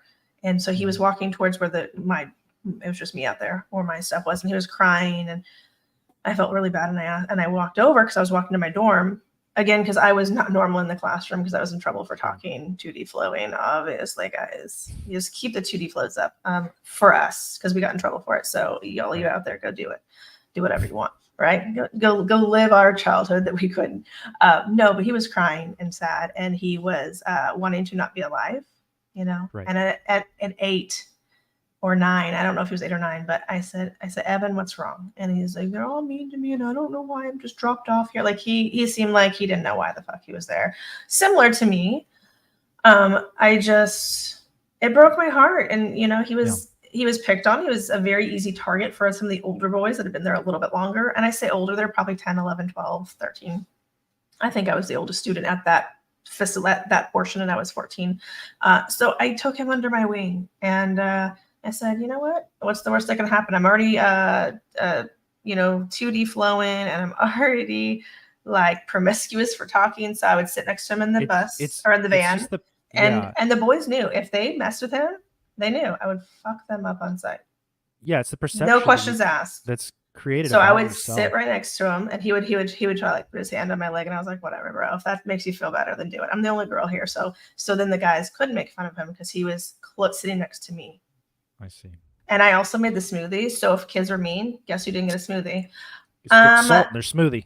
Hello. No, I didn't give them any. Oops, we ran out. You should have woken up earlier. Bye. Sorry. Yeah, I So say sweet. this on my stream. Yeah, I say this on my streams all the time, because it's true, and I want to be very transparent about my awareness of this. Is that what happened to me was bad, but I by no means have had it as bad as it's been. There's always there's always someone who has had it much, much, much worse, and I've seen people who have had it worse so many times. If anything I say about my life can motivate in my videos, to motivate you, the viewer, to understand that Scientology is bad, or like to put your attention on there's harmful aspects, for sure. Oh yeah, all the adults of Scientology are weird, but most of these people have children, and these children are like, I remember the first time I felt like I didn't want to be alive. I was 9 years old. Yeah. And I was sitting in my bed wondering if I was adopted, and maybe this was just a life that I could escape from when my real family comes back. You know what I mean? Just like so oppressed, and like, but that's just from my perspective, which is still valid, but nowhere near, in my opinion, as severe as it is and has been. There are kids in Scientology right now who are getting treated worse than you or I even combined. So, which is why, and that's the assumption, because it's very likely. Yeah. And it's very realistic. It's gotten worse, I think, over the years. It's unchecked, abusive, neglectful behavior. And the stories haven't gotten back. And everybody that I've talked to, and I've talked to probably close to 10 different people, and they went at different times. every single female I've talked to has said the same thing about being in trouble for 2D flows. Every single one of them. So I really wanted to get kicked out of Mojave because I just didn't know how to get out of there. And so I thought, if I get kicked out, my parents have to come get me. They have to, right? Because I get kicked out. So I went through the rules, because they had a lot of rules. No sugar, no TV, no radio, no outside influences. There was no phone handy, on for 10 days. And there was absolutely no sugar. If we had honey, that was like a sugar high. And I'm being very serious. We did not have sugar. We didn't even really have like salt or pepper to season food with. Like that wasn't even out there. That's a Scientology thing. It's a very common thing for sure, especially in like the alternative health scene and how that blends and overlaps, because Scientology has a lot of science denial and a lot of medicine denial, and definitely. Yeah. So it's very heavy on that. Yeah. Very. So the main I think crux is to investigate. Well, we've done this already. What are these people doing now? What are these new schools, presumably, that have had all of these problems fixed? Or no, we don't address the problems. We just cut it. We just clean slate it, pop up a new one. All problems are fixed. Slightly change the name so you can't really kind of cross-reference it. So we have, I'm going to show this one. Oh, I don't even have it prepped here. That's good. This one. There we go. Okay, ready? For Yoki, yeah. So she's doing parenting seminars. Yeah. How to raise a sane kid in an insane world. Can you just not love that enough? Like, should we just caption our video, our live, as this? How to raise a sane kid in an insane world. Sometimes I laugh so aggressively, so immediately, that I just go into a full-on coughing spree. This woman is lead poisoning brain. This is an insane woman who has abused and harbored the abuse of children. I was to say, at the very least, been around, or was the person in charge. What's the word? Facilitated. She's the vehicle for child abuse. Like, smiles be damned. Like, I mean, I always say, like, you know, just because they're smiling doesn't mean they're happy or they're nice. You know, but Dr. Berg always looks so happy in his videos. Yeah, he's on camera. Like, why? Why wouldn't he?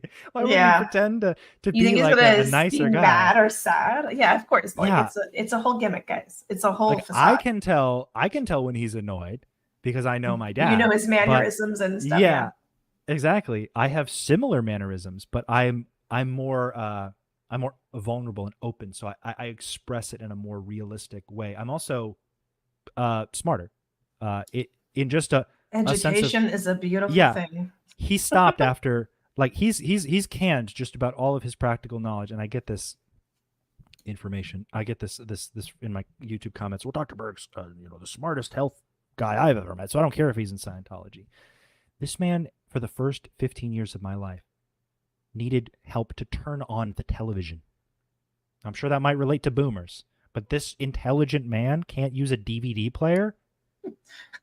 Watch out. Are you insane? And you trust this man with your health? Are you on drugs? Well, probably not the ones you should be on. I was going to say, no. They're high on the cans. Stabilizers? They're high on cans. Oh, my God. Ian, have you ever been high? I never did auditing because I never accepted it. Really? So, no. This is the fun thing. So when we're being harassed. I hear that a lot for some reason, but when we're being harassed, it's so fun because they probably don't have much on me. Like, if you were audited, right, they have your secrets and folders and stuff, right? So when they're harassing people, they're trying to pick out your deepest, darkest secrets and use it against you and everything they've tried is so lame. Like insinuating, it's 2023. I'm just gonna say it's 2023, and trying to use insults about people's sexuality. Who the fuck cares?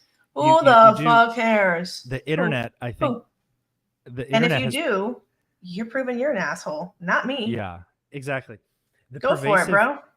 The pervasiveness of the internet and in information sharing makes such common knowledge common. more and more common. And then like I grow up and I'm like, well, actually, like I would cut into, you know, conversations with my dad and be like, well, actually this, like to correct him. Mm-hmm. And that would make him very upset and insecure Mm-hmm. because he's a very insecure person. Mm-hmm. And he would try to undercut me with a joke, which I never understood. So I always thought that I was like missing Just changing something. this. No, it's changing the subject. He wants to But- be in control or Yeah, dominated. yeah. I mean, he's a narcissist. Like he wants to be the center of attention, and he wants to be like all-seeing and all-knowing. This man, I mean, this is returning to my more typical content, which I didn't intend to do. Gave me the impression that I was like speaking a different language because the amount of like idiotic responses I would get from this man for like, I mean, he just bullied me randomly, for like knowing something that he didn't in just such a useless way. Like I just passively learned things. And I mean, they gaslit me. They made me think for a good period of my life that I was the dumb one. If you're in a Scientology family and you feel like the dumb one, and you're always probably getting in trouble, smarter than them. you're probably the smartest one in the family. I'm not gonna Yeah. lie. If you And felt maybe you're like the black sheep. you took the words right out of my mouth. Like, because It we've was like, talked about this on Yeah. our own. So that's, you know, yeah. It's just so. Sometimes know, it's many- hard. It's hard to be smarter than people that you're around because they think that you're stupid because they can't comprehend what you're saying. Yeah, or it's like if they can shut you up for long enough for you to read Scientology or for you to learn why you're Yeah. dumb. You Yeah. never learn that. You just learn that like you shouldn't respect your opinion more than LRH's. Yeah. So And that's how you get your parents' approval is by doing what they think is important. And a lot of times, if your parents are Scientologists, that means doing courses or this or that. Yeah. And yeah, so parenting is probably it's already hard. You know, parenting's a wild ride. I've got kiddos, yeah, but it is not. No one ever said it was easy. So if But- anyone's ever saying three quick hacks to parenting, like no. this Yeah, person is trying to just get no. money out of you. Yeah, like don't be exploited for your money. Like, but also just don't be a complete piece of shit. You know, like Yeah, have some feelings, have some common sense. Make sure your kids' basic needs are met. That's a very easy thing. Basic needs, like that's Yeah. the bottom of the barrel, guys. Like, and please make sure they have a good foundation. You're making and having these children. Make sure their foundation is fucking strong. Make sure that no matter what happens in their life, they have unconditional love and safety, and hopefully some good amount of people in their life. Not all of us get that, and I totally get that because a lot of Scientology kids did not, and don't have that. Yeah. It's a big world. and sadly, Find your happiness and your safety and your love. Sadly, there aren't people. I mean, there are in a legal sense when it comes to like the legal necessities of childcare. There aren't there are people who like look out for abuses and who investigate, but sadly there aren't people who reach out to children who are abused by cults and be like, do you need help? Yeah. So the resources, there's a need for that, for sure. there is an incredible need for that, and I think there's I think the space of people leaving cults is improving. I think and so the too. resources are expanding, and the more people, like, again, for all the reasons that we've explained here, I take the matter of Scientology seriously in my own way. I'm just not a very I just don't take myself as seriously as Scientologists do. So I'm able to be myself and talk about it and like poke fun at these things, but the subject itself is still very serious, which is why I don't support people who give money to Scientology. I don't support people companies who fund Scientology. I've made it my niche on TikTok to expose people who give their money to Scientology. And people love the content because a lot of people don't know, and they don't know what to look for. And it's easier for people that have been in this world to see the red flags popping up or hear the verbiage and words. And I'm really bad at accepting compliments, so I'm just going to keep making it. And if you like it, you like it. Cool. Right. You're welcome. But I'm gonna. You want me to put this one up from this next picture? That's down here. Oh yes, this is the Is one. I that was the one you looking for. wanted? Even, I mean, I was looking, but I saw that there were 2 copies, Is it so I this one? deleted one. I think it's this one. So Sherry herself, this is old. This is like shortly after I left the school in Daddle shut down, and she's right away. She's like, I need to make another school. I need those kids. So she is like instantly, give me some, just contact, just send your kids to my house and I'll teach them. Just like she has nothing else to do. I think it might have been like somewhat of a cash grab for her as well, to just kind of like take kids from wherever they were in Scientology. Like she just needs, like, if there are kids at her house, somebody's paying for them to be there. So she has no other skills except for abusing kids. So Sherry, if you're watching this, that's what you did to us. We are under no delusion that you did anything else. No kid who came out of this is okay. I've spoken to them. They're not happy with with what you did. So that's why we're talking about you. You know, let the boo-hoos out in private, but this could very easily turn into a legal situation. You know, haven't even worked out the specifics on how, but it's a low-hanging fruit. You did a lot of very obvious recordable shit. And part of that, here, I'm going to take it down just so I can find the one that I want. You can put this one up. Is shit like this when you're talking about children. It takes discipline to run when it's 12 degrees outside. Sure does. Maybe don't subject that to students that are being that are paying to be there. I mean, you know, that's a lot.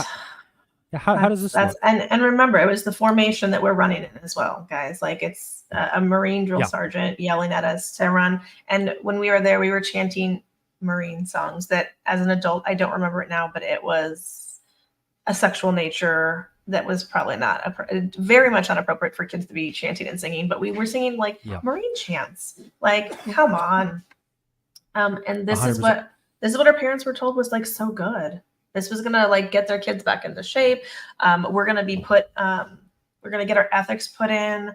We're going to become in exchange, which is a really gross, not okay thing to say to kids. You have kids. You are responsible for their care and their well-being. Clothes, food, and a home are the very, very, very bare minimum. Come on now. Yeah. Also, legal necessities that if you are depriving a kid, or you're a kid who's being deprived of these things, this is illegal.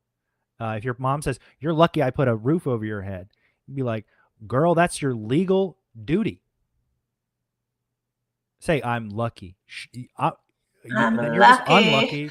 Then like I don't know. Like, I just feel like if they didn't want me as a kid, then they should have just put me up for adoption. And also, it's not like we don't know that Scientology doesn't really heavily enforce and like to have pregnancy is just whoopsie doopsie. That didn't ever willy-nilly. I mean, especially not in the Sea Org. I'd say, you can, like, all this talk about responsibility, but it's like so easy for Scientologists to just say, yeah, but I don't want to, and like hyperfixate on another part of Scientology so that they can they can pretend that's not happening. Yeah, it's easier to do admin in a Sea Org work area than it is to take care of a child. So you can write letters for 13 hours a day while your kid is off at letter writing in an org, which is like a big, believe it or not, is a huge part of being on staff, is just writing letters. You can do a lot of letter writing. They send an awful lot of unsolicited mail. So yeah, and send your kid will just be in a farm shoveling stuff, learning the old-fashioned way through trauma. Get your shit together. Wipe them tears and get on moving. Yeah. Oh my God. Let me know when you're on the one that you want me to put up. Yeah, I'm kind of just looking through because this one, no. Oh my God. There's a lot of material, guys. Like, there's a lot of cringe, a lot. And there was so much that I didn't want to, this one, I didn't want to put some, I thought it was like repetitive. Yeah, there's a lot of repetitive. I mean, again, like once I'm looking at it, I'm like, okay, well, some of this stuff isn't exactly necessary, but for this conversation, but it's I all am relevant. going to the Free Winds in a few days to deliver the teen convention. I am excited. Send your kids. Use the skills. Oh, that's learning how to learn. Use the skills I learned by working with teens at the Mojave for so many years. See, it's now just the Mojave and not Mojave Boarding School or not Mojave Academy. Now, when it was Mojave Academy, I noticed they had shirts that said that, and I never had. We had shirts, yeah. So I did not shirts. See, I did not have a uniform, so I got to wear my out 2D public clothes. Obviously, Sure. Well, we were allowed to wear like normal clothes as long as it wasn't like derogatory. Oh, okay. But when we left the school, yeah, we had to be identifiable. So they put us in these. We did not have that. Maybe they lost a kid or something. They must have lost a kid or something to have done that. Because to be honest, you saw us at our field trip. We were just in our all of us were in our regular clothes. So we did not do that back in 2001. That sounds realistic. It sounds also like a good reason to shut down a school. So that would make sense. Yeah, so I mean, I don't know that to be true. I'm just making a guess, just putting something out there. I've assumed so many things about Scientology that ended up being right. I would not be surprised to assume something as plausible as that. What's crazier about this is I'm going to the Free Winds in a few days to deliver the teen convention. The Free Winds is now famously known for being built off of foundations that are made of blue asbestos, which is highly cancerous. And the guy who was like hired to be like an architect to rebuild it was like, y'all have a bunch of blue asbestos, and he's on the news. I have the video on my computer. I could pull it up now if it wasn't like an hour and a half long. Oh wow! Of him talking about this, and send your kids. Like, these people have no idea, because the Free Winds is supposed to be this like beautiful, incredible. It's this thing you want to get to go to. It's exactly. It's a treat.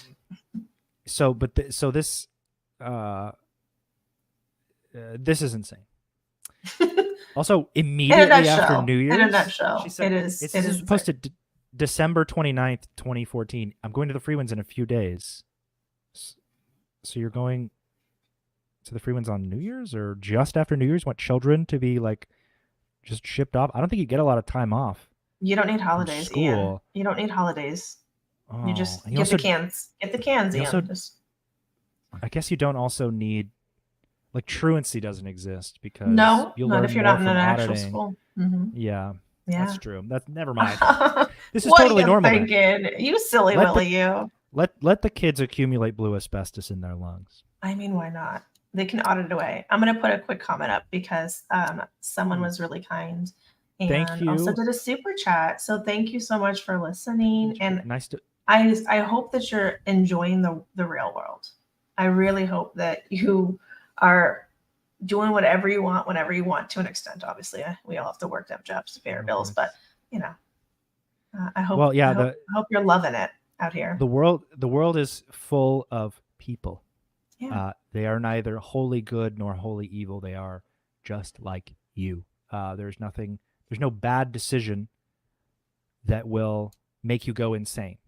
Like maybe we were taught when we were kids. But I love hearing about all the people who have left and who have like decided reclaiming their life. It's decided to live their own life, to like start over. Like, just because you were in this, what's almost better, I mean, I'm not even going to say better, but like what's interesting is like people who were born into it,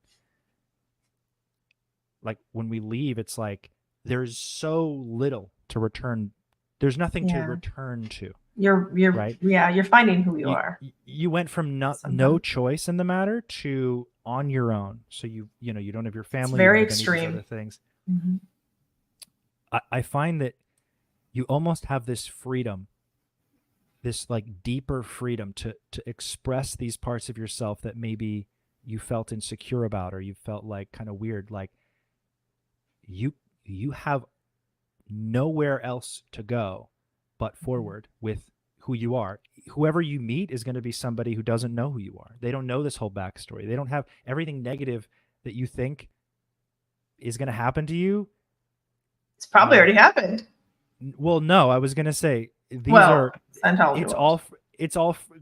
all those thoughts come from Mhm. Scientology. They're not what you Yeah. think. They're what you have Mhm. been conditioned to believe. So they're not even like whenever I have these I have thoughts, or I have like self-debasement, or I think that's the word, like insecure, beating up myself. I'm like, well, this isn't really me talking. This is like Scientology. This is my like my mom. indoctrination. This is This is my indoctrination ethics brain. officer.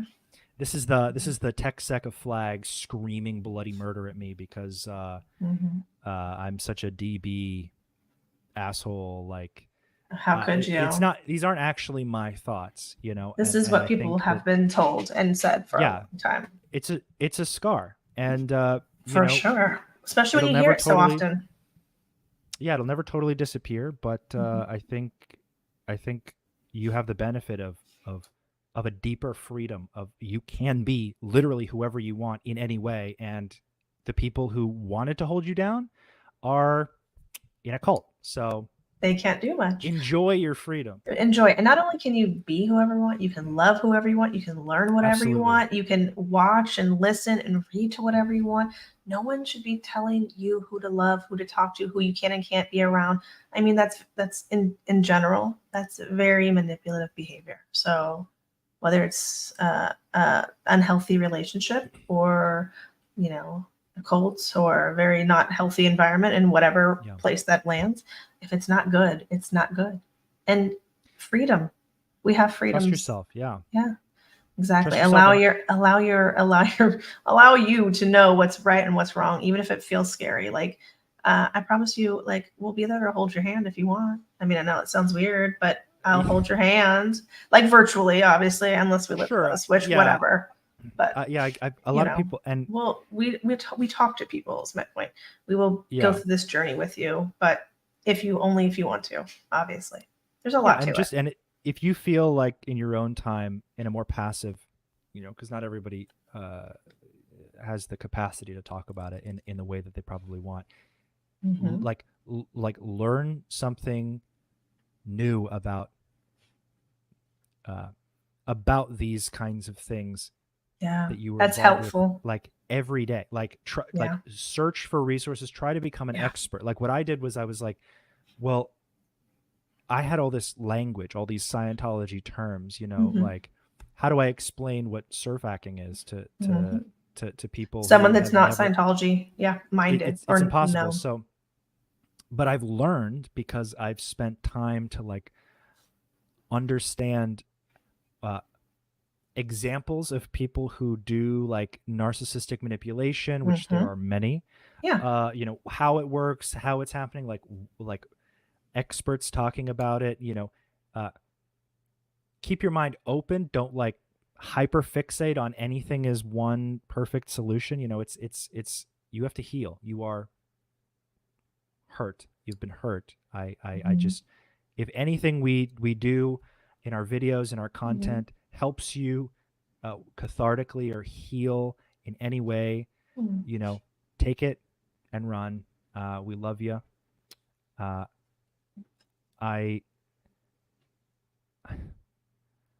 thanks. I don't know your name.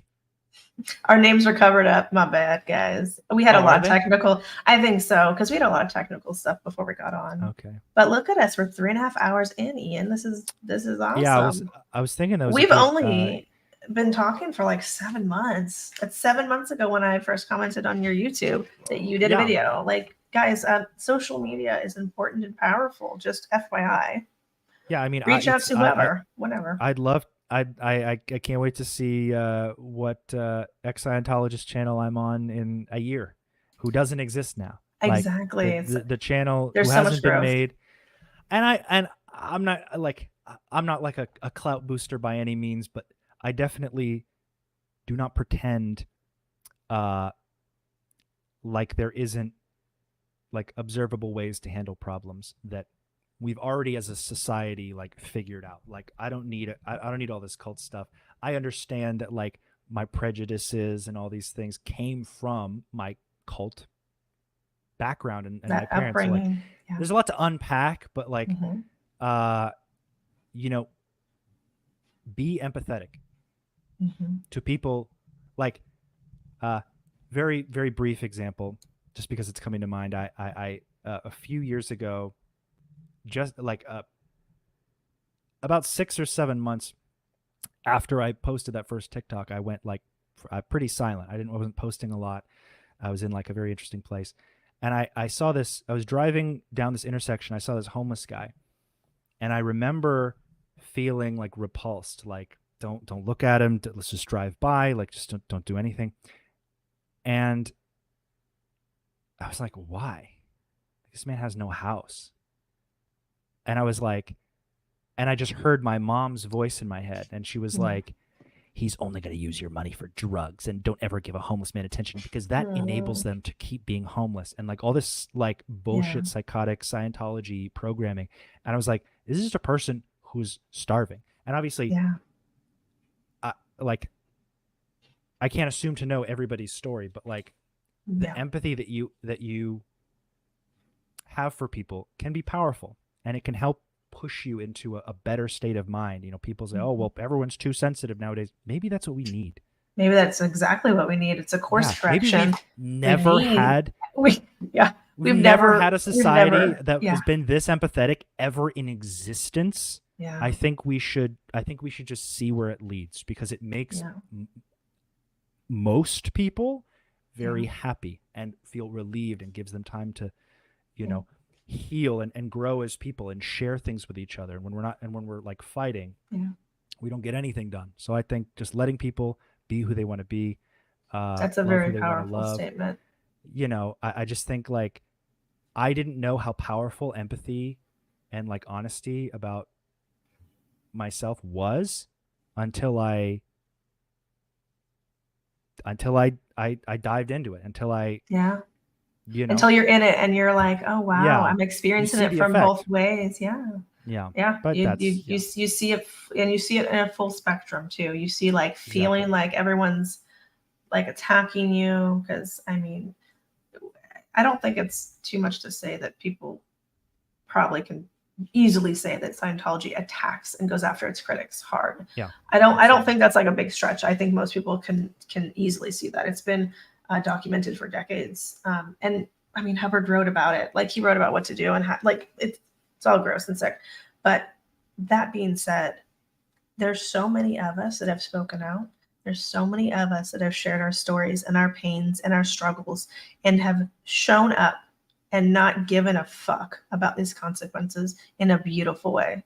And whether I do YouTube for the next month or 20 years, I don't care.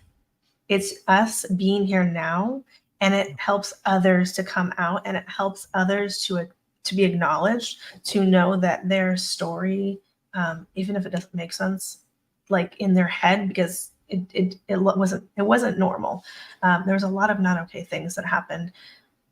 And you know, whether your parents were the ones that did it, or they just vicariously think and believe in something that they don't realize is so harmful, either way, you deserve to be heard, and you deserve respect and love. And it's a really beautiful place to be, where you can say whatever the fuck you want and not worry so much about the consequences. I know many of us have to dabble between what we say, when we say it, and how much we say, because we have to know, can we emotionally and mentally handle the blowback? And that means a lot of things for a lot of different people. It can mean your job, your livelihood, your family. It can mean a whole lot for different people. So keep that in mind as well. Keep that in mind as well. So if you don't want to speak out publicly, that's okay too. That's totally okay. You have a right to live your life if you feel trapped, and nothing is going to make sense right away.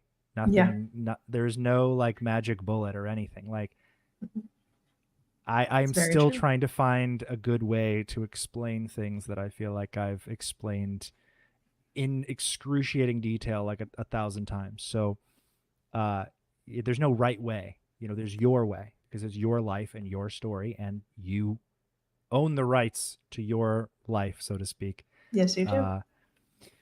So I think, all that being said, unless you have anything else that you want to talk about. Well, I think we could do so many other videos, but I think we've been on for a while. So maybe we'll save all of our other pictures and stuff for another video. Yeah. And This go is more part in for depth. me. I'm usually doing like 4-hour streams. People are like, Totally how are cool. you doing that? I'm like, I feel like there's so much, like when you talk Nothing about going one on thing, behind the eyes. it splinters off too. You can have so much little, like so many little conversations, and we'll get into more of it. Maybe next time we'll get more nitty gritty with what we learned or what your what your education, what your day was like, and all that, like whatever your educational stuff you were doing, because we were not doing much education. in Mojave. But I don't know if it. Okay, so it was the same. Yeah. So it was just clay demos. So yeah, clay demos, workbooks. Here's a target. Do this, and you get to go outside. Yeah, is really like, that's why I'm like, I don't even. It doesn't even feel like a school, because like I didn't learn anything besides, like, nobody taught me anything. I would just. Ian, you learned stuff. You learned how to have 2D flows in a hot topic, my dude, and to get some digits. No, and I have a little love, a little something on the hilltop. What you read? We will not speculate as to where I learned how to 2D flow, or flirt with women. However, you know, you can't really control a lot when you're a kid, and you know, your hormones are pumping, and you're like, I need to talk to this girl, because it's the only thing on my mind. And you know, it's a really good escape from the school and the reality too, I gotta say. Yeah, I mean, as small as it was a nice, like, this is part of the real world. I feel very attached to this. Like, on my iPod, like, the only thing I had with me that I could say was like saved me through that school experience was I had my iPod Classic, which was 64 gigabytes, so it could hold like 20,000 songs and 300 movies. That was a lot of awakenings, because I downloaded like all of my like a bunch of music that was like also some of my sister's music, so I was learning new stuff. I watched anyway. I can't believe you got to watch stuff. I'm really jealous. We had no TVs, no nothing. It was barely, it was like, because you had to still maybe I didn't have movies on it at the time, but something. I really can't remember, but the music did help quite a bit. But the person who was there, like tucking doesn't that would be creepy. I sure hope they're not tucking you in. He sat on a chair in the room and waited for us all to like be asleep. He was like, lights off, everyone, like, he needed to make sure that we weren't like staying up and talking to each other. I have no idea what that was all about, but that's weird. See, I didn't have that. I didn't have the opportunity to like thank gosh, put my headphones in and, you know, tune out. That was more of a special occasion thing, but yeah, you know, there's a lot of crazy differences.